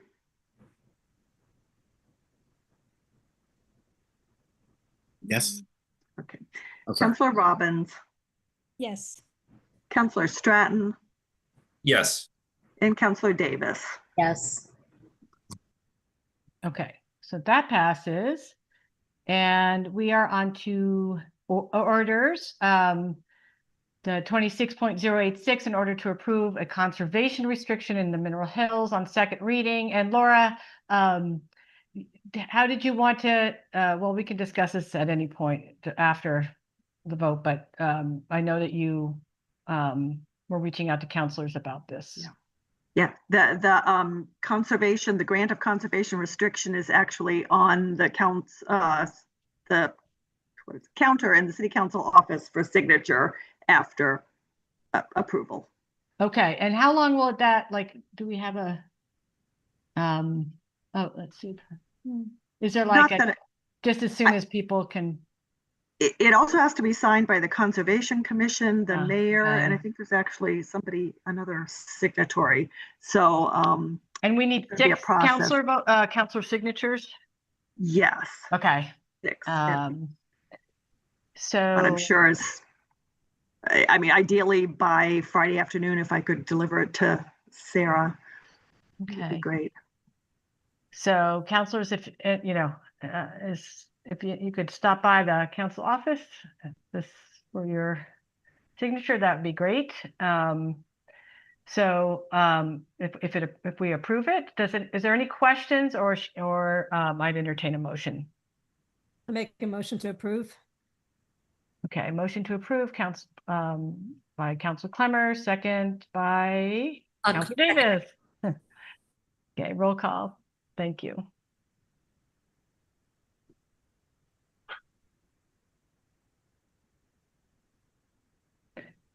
Was that second Councilor Davis? Yes. Okay. All right. Councilor Clemmer. Yes. Okay. Councilor Loisel. Yes. Councilor Maori. Yes. Councilor Perry. Yes. Councilor Robbins. Yes. Councilor Stratton. Yes. Councilor Davis. Yes. And Councilor Dobbs. Yes. Okay. So that does pass, so it will be in the office ready for signatures. We're on to I'll read the process note. This is this came out of the June 24th special meeting. The finance committee voted unanimously to recommend awarding a 3-year contract for auditing service to Scanlon and Associates based on the proposal dated May 18th. So that's 26.099 in order to award contracts for FY 2027 to FY 2029 auditing services to Scanlon and Associates. I don't know if the chair, oh, yes, Laura. I just maybe should have said that this would be the next step if the council did, agree to accept that recommendation and wanted to move forward to renew the contract.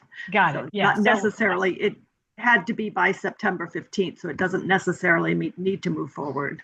Oh, tonight. okay, that's right. We have we have September 3rd, we have August 28th, September 3rd. Okay. All right. Anything, any comments or questions about that? Yes, Councilor Robbins. I am very chatty tonight. That's okay. I'm looking forward to talking about this a little bit because I've been learning a lot about management letters, and I'm hoping we can have a conversation about when we do the contract, what we might want the management letter to include. You mean in finance committee to have that discussion in the finance committee, or? I think it could be a council. It really doesn't matter. It's been, I think historically we've had management letters from Scanlon Associates that have been pretty cut and black and white and cut and whatever. But what I've learned is that we can ask for a little bit more, and it would be nice to be able to sort of share that. I'm happy to share stuff I've been reading with the council if that's appropriate. Well, we haven't approved it yet, so. Are you talking general management letters? You talking to Sure. this one to I'm talking Scanlon? general management letters. I mean. Yeah. Yeah, I mean, I think it would be it would be ideally a better discussion in finance, but That's fine. But if Councilor Stratton, if I was going to say, if not, if councilors who are not on finance would like to, or anyone would like to make a comment, that's fine. Okay, Councilor Stratton. Yes, I had a question for Councilor Robbins. I mean, is this sort of in effect the scope of work of the auditor? I mean, they're, the services of their contract, and it's something that they propose that we would approve, but we could change? Or is this, even if it is drafted by them, is this a letter from us to the auditor, or is this a letter from the auditor to the city? It's a letter that the auditor creates after the audit. So it's a reflection on the work that they saw, and we can ask them, we can have it just be, is everything great, fine, which historically has been just that, and that's fine. Or we can ask them for a little bit more. And I'm not an expert on it. I'm sure that Director Nardi would have some great opinions on it. But we could stretch it a little bit. We pay for it. It's an extra service usually that's in the contract. So it comes out at the end of their audit. They might come to us and say, you know what, you guys are on track and everything you're doing is just A+, and I have no recommendations. Or they could come to us and say, everything's pretty good, but you might want to think about this differently. Sounds interesting. Yeah. Okay, Councilor and Chair Clemmer. Yeah, I just wanted to share what we spoke about at finance and what I found out from doing some research. And right now there's only one other company taking new clients, and most of the clients they have, they see them remotely. Scanlon comes to us in person. Over 3 years, they charge $150,000 more than Scanlon does, which is significant, especially since Scanlon has been doing a good job historically. So that's a lot of money that the city doesn't really have to spend.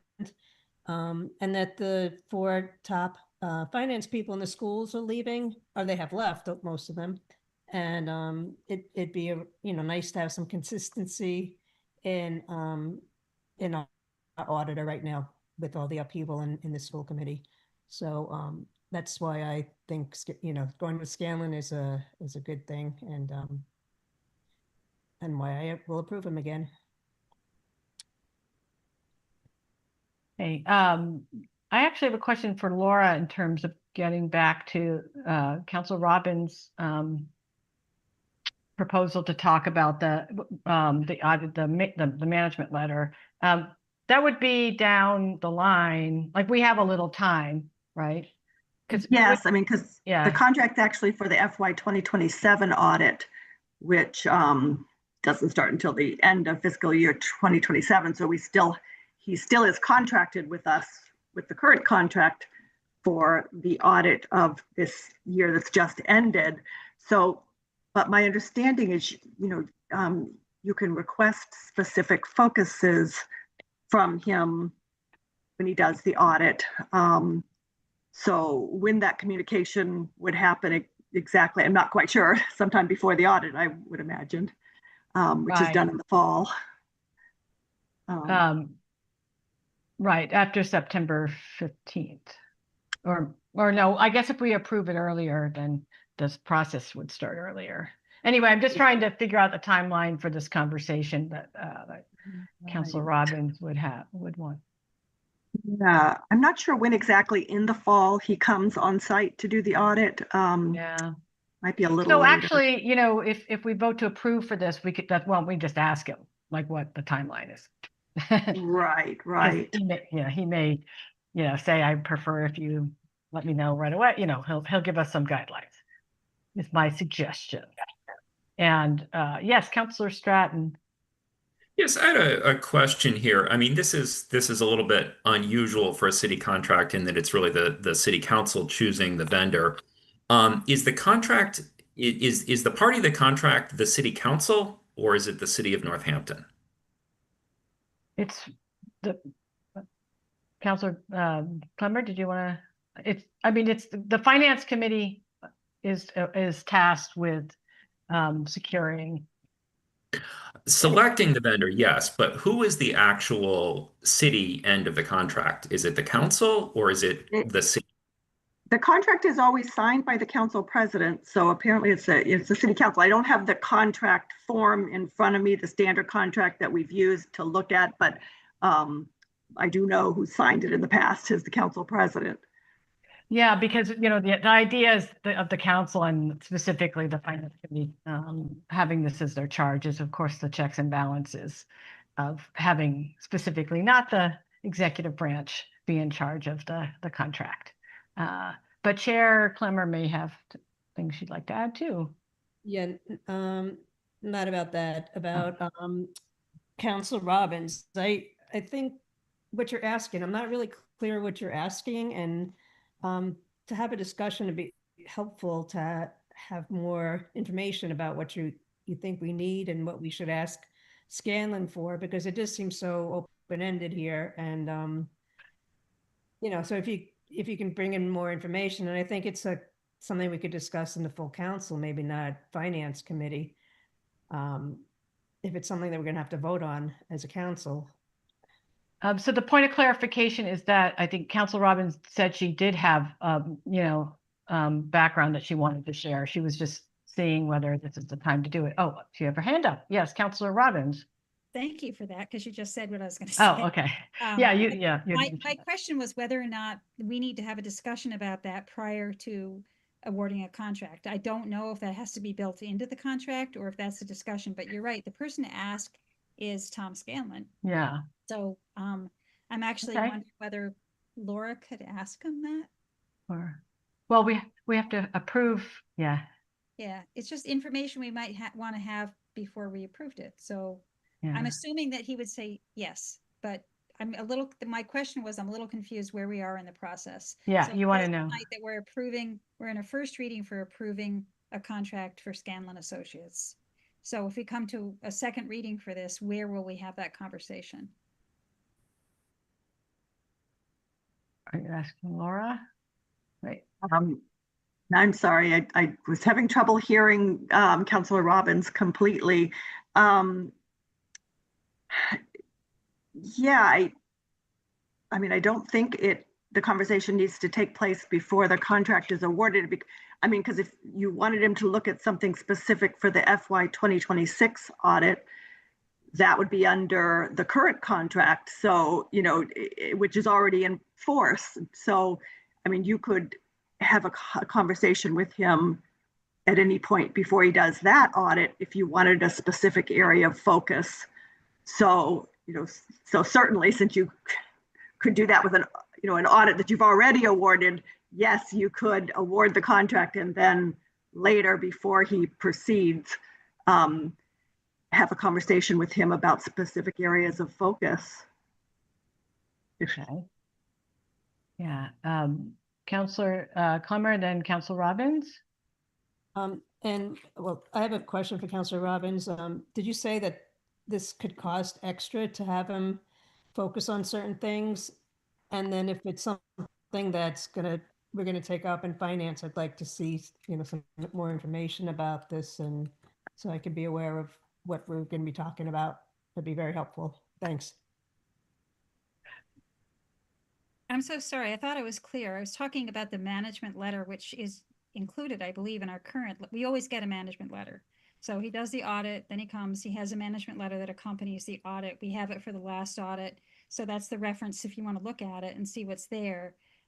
But if I don't know, my question is, I don't know whether that is included when we award the contract, or if that's just a casual discussion we have with the service that we hire.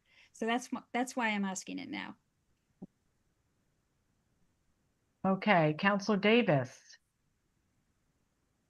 I guess I just wanted to say that it seems to me that we could vote if we approve the contract, that this discussion would come with him or whoever we hire after and say, we'd like to hire you, do this, please.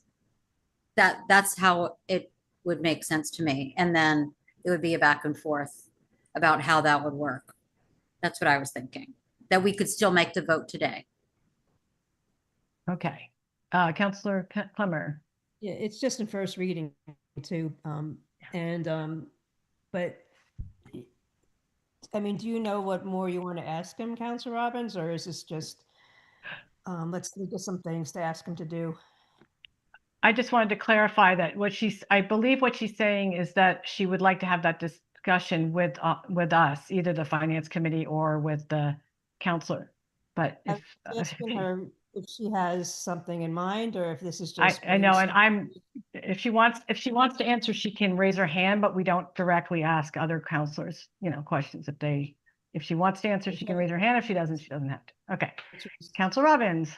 I think primarily I would like us to be cognizant of what our options are. So I'm happy to share some literature or examples of other management letters with other firms, and we could be creative about thinking if we wanted to expand what the past requests have been on the management letters, or if we're happy with the ones that are there. So I'm going to actually say that I will share those. If people would like to read them, I will send them to Laura to share, and that perhaps we could keep this for a discussion when this comes back on the next agenda. Great, thank you. Okay, thanks, Laura. I think I realized also that I included the part of the proposal that has the breakdown of his fees, but I meant to link to the agenda the entire proposal, because I think it has more details about his scope of services. And I think he does go into detail about how he does focus on certain areas, and also more about the content of the management letter. Because I know that I think per accounting standards, he's required, like if he finds material weaknesses, there's certain things he is obligated to identify. If he finds in our financial statements that there are any significant deficiencies or material weaknesses, he's obligated, he points that out in the management letter. But then, like I said, I think if we had the whole proposal attached to the agenda, it would give more information about the extent of his activities, his work, that might help answer some of the questions. Well, thank you for that, Laura. That's really helpful. And luckily it's first reading, so we'll link it, make sure we link it for the second. Thank you. Okay, so we're gonna move on, right? But this will just go to the consent. This will just go to the agenda. I mean, the August 20, right, Laura? Order. Okay. So then we're moving on to 26.104, warrant for the September 1st, 2026 state primary election. And do we have Clerk Powers here? Let me see. I don't know if she'd like to. maybe not. Okay.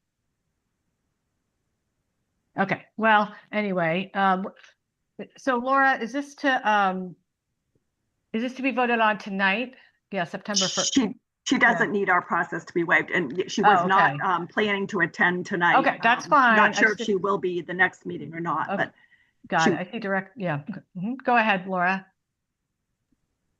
Oh, she'd be happy for a counselor to make announcements regarding the hours of early voting and in-person voting, but perhaps that might be more appropriate for the meeting in August when it's closer to the actual time.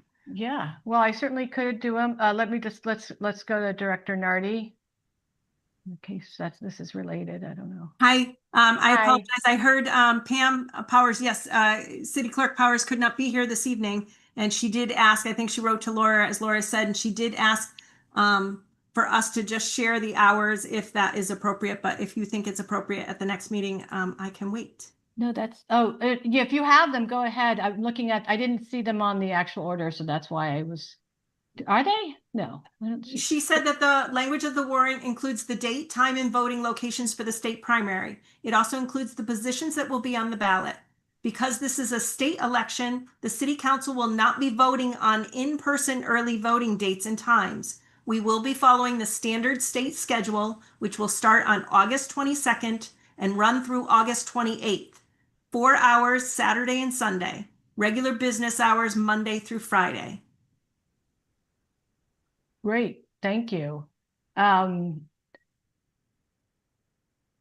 Laura, is it Director Nard? Oh, your hand's done. Laura, is it customary to read the whole? I mean, I would generally wait until closer to the election, but if you think it's prudent, I can read the. Yeah, I don't think we necessarily follow that practice always anymore. Yeah. Okay, we used to read when I first got on council. We read everything. So just want to make sure. I think it would be more, we can wait on that. All right. Okay, great. So we've got the hours down, and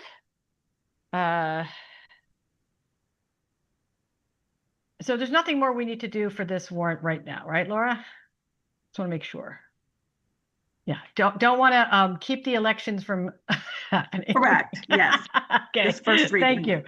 Yeah, that's fine. I just want to make sure of the timing because we have August 20th, and then the early voting sounds like it starts the 22nd, right? Is that what yeah. Okay. So need that quorum on August 20th. Okay.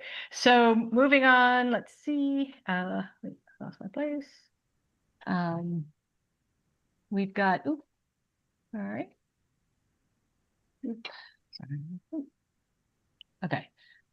Looks like so we know ordinances. So we're moving on to the to zoning ordinances not yet referred.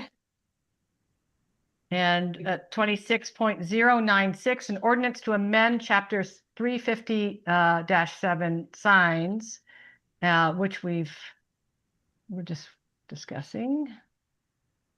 Let's see. Okay.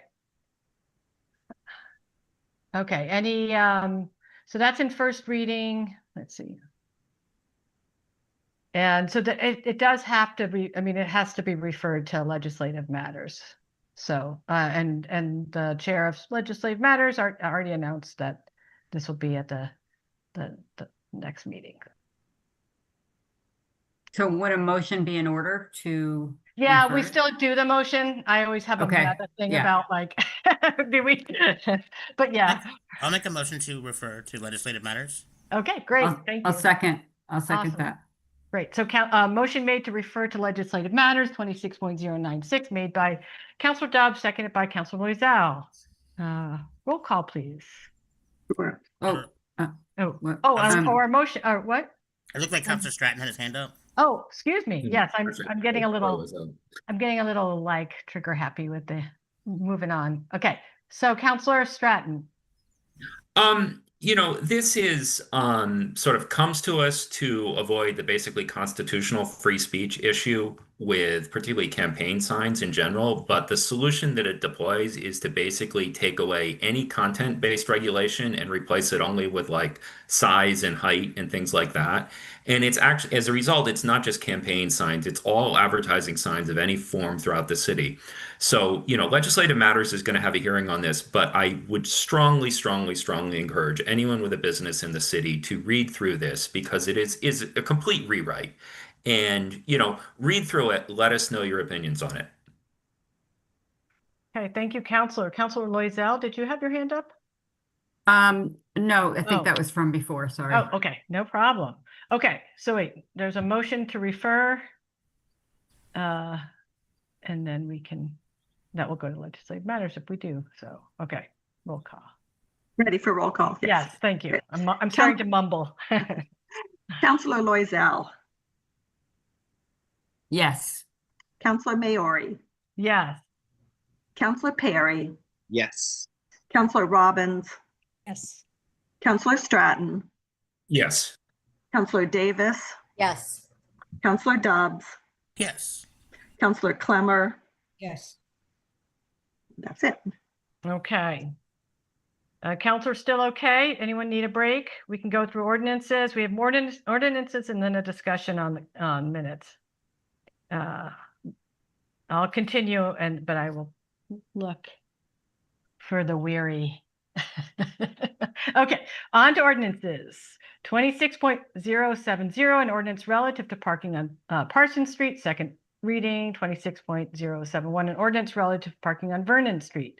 These were referred to Legislative Matters June 4th, and they received a positive recommendation on June 29th. Any discussion? I make a motion to move them as a group. Okay. Okay.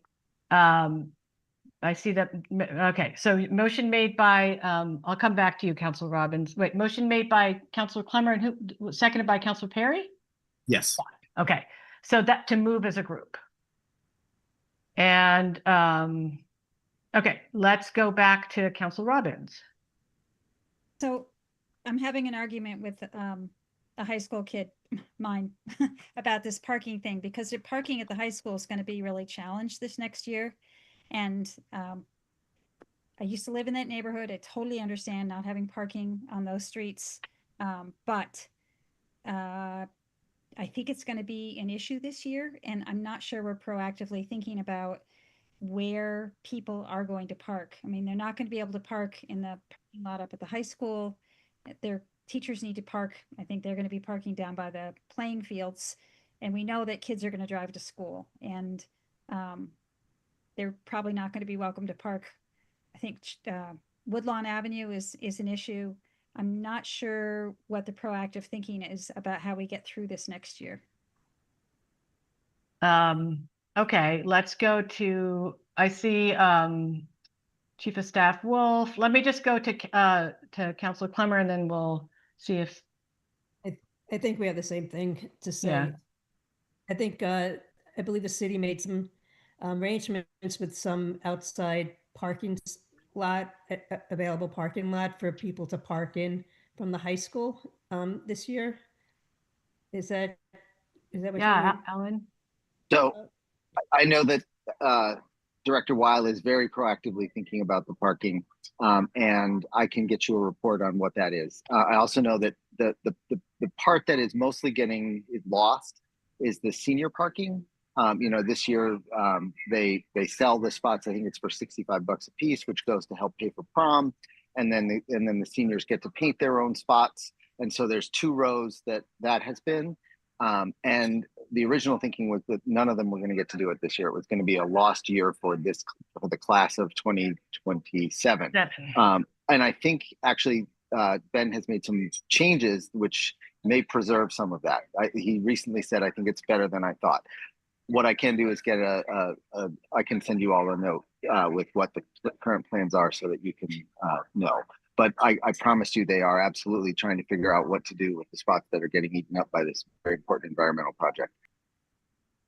Okay, thank you, Chief of Staff Wolf. Any other discussion about that? Okay. So we could entertain a motion. Wait, the motion's already on. Wait, do we already, excuse me. Getting a There little already is a motion, I think. Yes, yeah, it's already a motion on the floor, so we can go to roll call.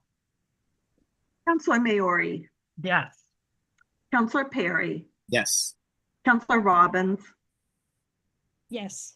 Counselor Stratton,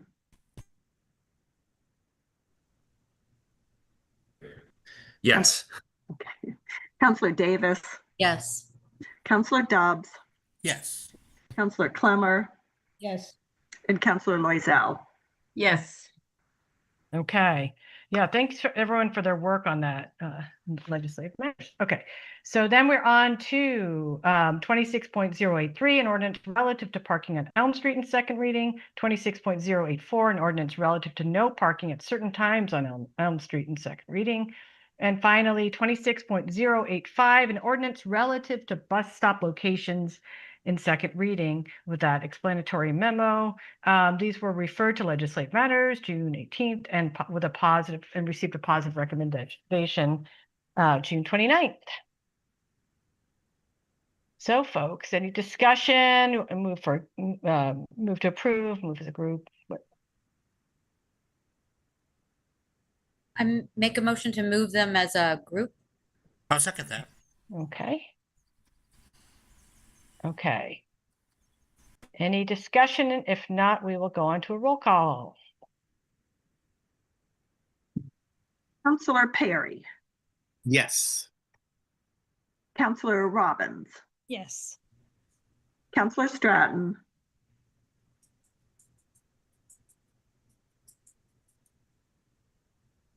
I can imagine him unmuting. Counselor Stratton, Sorry, I keep clicking this mute button. Yes. okay. Counselor Davis, Yes. Counselor Dobbs, Yes. Counselor Clemmer, Yes. Counselor Loisel, Yes. and Counselor Maori. Yes. Okay, those are approved. That was a lot of work. Again, thank you to the chair and vice chair of legislative matters. That was a lot of work to get through all those, and also Keith Benoit did a ton of work on the bus stop locations. So folks, we have one more item, although I will of course check in about new business. So I'm going to keep going, and that's the discussion of minutes and the kind of a content discussion on minutes. And maybe perhaps Councilor Loisel, would you like to, I don't know, couch that for us? Sure. Well, I just saw What the concerns are. Yeah, I was reading through the minutes and noticing that there were things in the minutes that I felt like didn't seem appropriate to be in the minutes, and they were emotions, feelings that I felt like whoever's taking the minutes needs to make some assumptions about, and they might be wrong. And my understanding of minutes is you need to have the votes recorded, and you need to have sort of the gist of the discussion and who said it that got to the vote. But I think it's not appropriate to have the tone and that kind of thing included in minutes. So I brought it up, and then there was a long discussion about it among three of us, and then the idea came to bring it to the full council. Is that clear? Yeah, right. So there's not Okay. it's not an item that needs to be voted on, but we can have discussions, and so here we are. Any counselors want to weigh in? I can share my thoughts, and okay, Counselor Stratton. Well, first of all, I'd really like to thank Laura for the excellent job she's doing on these. And they take a lot of her time, but her work is really wonderful. And I think that's actually illustrated tonight by the difference between the minutes of the meeting that Laura was there to take and the minutes where there was a substitute. I decided not to make an issue of the minutes of the substitute, but they were rough notes compared to Laura's minutes. And I apologize, I am not actually able to find this quote to read it, but the state guidance, and I think it's from the Attorney General, but again, I apologize, I don't have this in front of me, is that minutes are really supposed to be able to make it so that if you weren't at the meeting, you would understand what happened. That's really the goal of them. And when I read Laura's minutes, I feel like I'm reliving the meeting.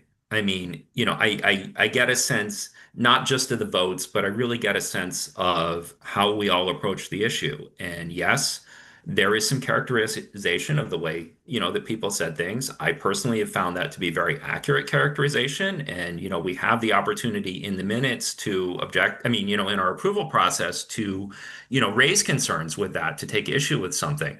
So I think Laura has done a wonderful job, and I thank her for that. Thank you for that feedback, Councillor Stratton. I see Councillor Davis. Thank you. I would want to say two things. Thing one is that I have been reading about minutes and what's expected, and going back to school committee minutes and any other board that I've been on. And my understanding of what's required, as Councillor Loisel said, is, who was there, what the votes were, what was said, and, the discussion, but to not have anything that could be deemed as subjective, like, I'm making this one up. Okay, I'm just going to say, she said angrily, or the conversation was emotional. I'm not saying that Laura said any of those things. I'm just trying, those are examples I thought of that might be added. And I think that it's important to leave that out because it's subjective. And that even if you weren't able to attend the meeting, you would know what were the votes, who was there, what was said, and you got what you really, really needed from the meeting. And I guess I would want to just finally emphasize, I believe that I don't think any of this discussion has anything to do with the quality of work that Laura does. In my opinion, it's excellent. And whether some descriptive words are left out or not is has nothing to do with her excellent, extremely hard work. I would want to make sure that Laura knows that. Thank you. Thank you, Councillor Davis. Councillor Loisel. I just wanted to clarify that. Thanks for saying that, Councillor Davis, that, yeah, this isn't at all any reflection on the quality of the minutes. I think they're excellent minutes. It's just the subjective stuff about it, because people can watch the meeting and decide for themselves what the tone was. I just think there's too much room for someone to misinterpret. And so that's my rationale. It's not at all about Laura's excellent work. Yeah. Okay. Thank you. And I see Councillor Robbins. So just to build on what Councillor Stratton said, the minutes, according to the MMA, is a summary of the discussion of each topic. This should provide enough detail for someone not attending the meeting to understand what occurred, which is a pretty subjective statement in itself. And I agree that, I think the example that Aileen gave was a good one, in terms of you probably wouldn't say, and then he got up and stood on the desk and he hollered at the top of his lungs, but I think it is important for people historically to be able to look at meetings and be able to say, this is a hot one. People were having a pretty enlivened discussion about this. And it's a real skill to be able to bring that forward and to make it visual. I don't think we are not supposed to rely on video to give that impression in terms of what we submit for the historical record. It really is all about what the words are.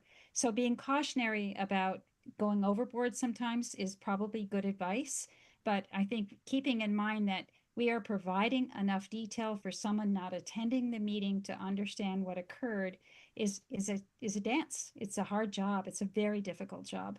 And I too applaud Laura for doing a wonderful job in helping me understand meetings that I was not out at and understanding what occurred.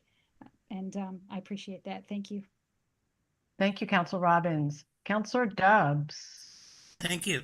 Yeah, I just sort of want to echo what Councilor Robbins and Councilor Stratton have mentioned. I really appreciate the discussion. I think it's really interesting and it's good to talk about this.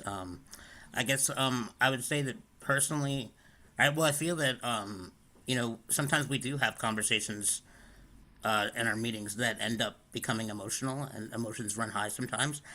That's happened to me before, and personally, that's happened to me during meetings, and I can say personally that when I read Laura's minutes, I appreciate the accurate descriptions. If I get upset in a meeting, I don't mind reading about it afterwards.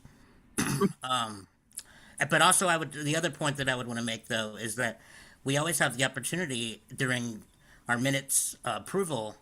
We always have the opportunity to amend our minutes. So if we see a word in there that we think is inaccurate, an inaccurate characterization, then we can just speak up about that and ask to amend those minutes. So yeah, I guess I don't mind a little bit of characterization of what went on. Thanks.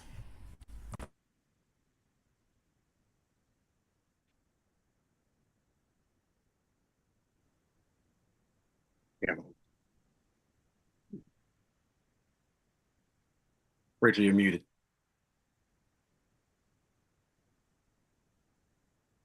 Sorry, excuse me. Councilor Perry and then Laura. Thanks. Excuse me. I was muted. Yep. Well, I'm not going to wax poetic too much, but again, I'm always thankful for Laura's help. And as a person who moves his way through the world with words, I agree that the depth that Laura brings to the table is noticed. I've served on a lot of committees and subcommittees and commissions since I've been elected, and hands down, Laura does some of the best minutes taking.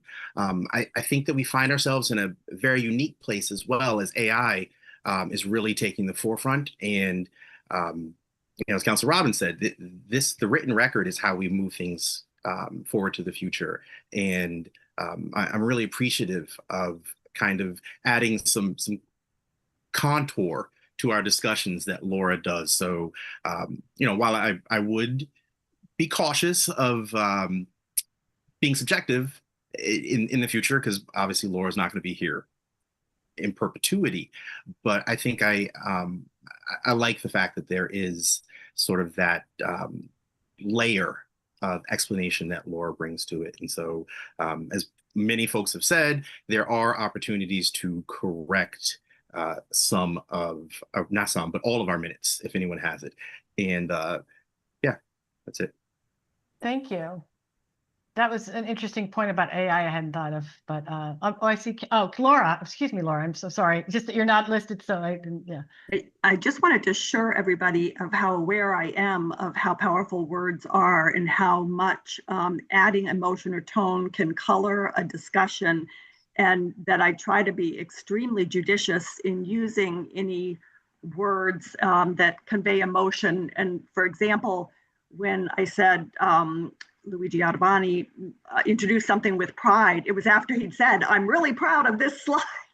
Then I feel it's justified to say with pride, but I try not to do it gratuitously. I think a lot about it, change words all the time, trying to be very neutral in that, rather than using words like he claimed, insisted, said. I try to use words in addition to said, but not to have a negative connotation. So anyways, just that I'm very aware, and try very hard not to insert emotion where it doesn't exist. But I'm glad you weighed in, Laura. Thank you for that. And I see Councilor Stratton. Yes, I would just like to add that, let me make sure I'm unmuted here. I think I am, right? Yes. I found the reference for my earlier comment. It is a November 2024 memo from the Attorney General. And it says that the summary does not need to be a transcript, but must provide enough detail so that a member of the public who did not attend the meeting could read the minutes and understand what occurred and how the public body arrived at its decisions. In general, it is insufficient for meeting minutes to simply state that a discussion about a particular topic occurred. Instead, the minutes must actually summarize the discussion. Now, we're clearly, satisfying with that. I appreciate, the nuances added to that summary of the discussion. I do understand that, it raises some concerns, but I'm happy with things, and I just wanted to share where that quote actually came from. Thank you. Thank you. I thought that was, yeah, that's a good background. Yeah. So I just wanted to add a few thoughts myself. First of all, I'm really glad, I kind of always like when we kind of go over things that we kind of take for granted or when we've been doing something a certain way. So I want to thank Councilor Loisel for kind of this compelling question. I think it's always good to reaffirm why we're doing something or change ways if we have looked at it and decided not to do it that way. My thoughts are that really I feel that anything human generated has some degree of subjectivity. So even kind of just the facts without the emotions, if what gets included, what gets expanded on, has some subjectivity attached to it.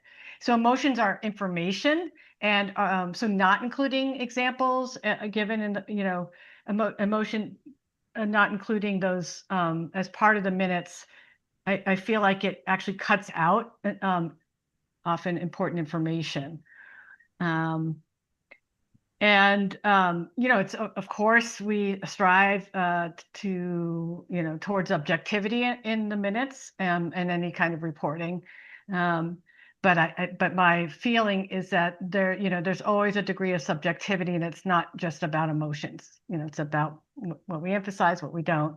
And I personally find reading the minutes with those kinds of additions, like about emotion, kind of sets the stage, and I find it a more three-dimensional, overall better reading and comprehension experience. And I also feel like, and just what I said, like excluding emotional description kind of actually feeds this false impression that without them, the minutes are objective, because I don't agree with that. And, and as Councilor Dobbs pointed out, I mean, and this is why we do approve minutes. And I wondered when we first got on council, why, and this is why, because the process of reviewing and voting on the minutes is precisely to be the stopgap, to bring up edits, to control for greater objectivity. So we have that built into our system. And so we have this mechanism already in place that acknowledges that, and councilors, of course, can always offer changes and discuss minutes. And finally, I think minutes are really a bear to do, and I don't really want to bring any kind of micromanaging to them, to Laura, since I know we all have deeply appreciated, and she kind of does exceptional minutes as they are. So those are my thoughts. Any other councilors or Laura or anyone? Okay, so we can all marinate with those comments, and I'll move on in the minutes. Excuse me, the agenda, and so that we don't have zoning resolution. So any new business? Oh, can I just say one more thing? Oh, of course, yes, Yeah. Councilor. I just want to say it was kind of cool to have a conversation that we didn't have to end up voting at the end of. I like that. I agree. I sometimes really crave just having a more informal, less pressured kind of. And so please, councilors, just approach me with those agenda items. So yeah, thank you, Councilor Loisel. I really appreciate that too. Any new business, councilors? Okay, so I will entertain a motion to adjourn until August 20th. Make a motion to adjourn. Okay, motion made by Councilor Clemmer. Second that. I think that was Councilor Perry. That's me. Oh, was it? Yeah, okay. On adjournment. Councilor Robbins. Yes. Councilor Stratton. Yes. Councilor Davis. Yes. Councilor Dobbs. Yes. Councilor Clemmer. Yes. Counselor Loisel, Yes. Counselor Maori, Yes. and Counselor Perry. Yes. Okay, we are so adjourned.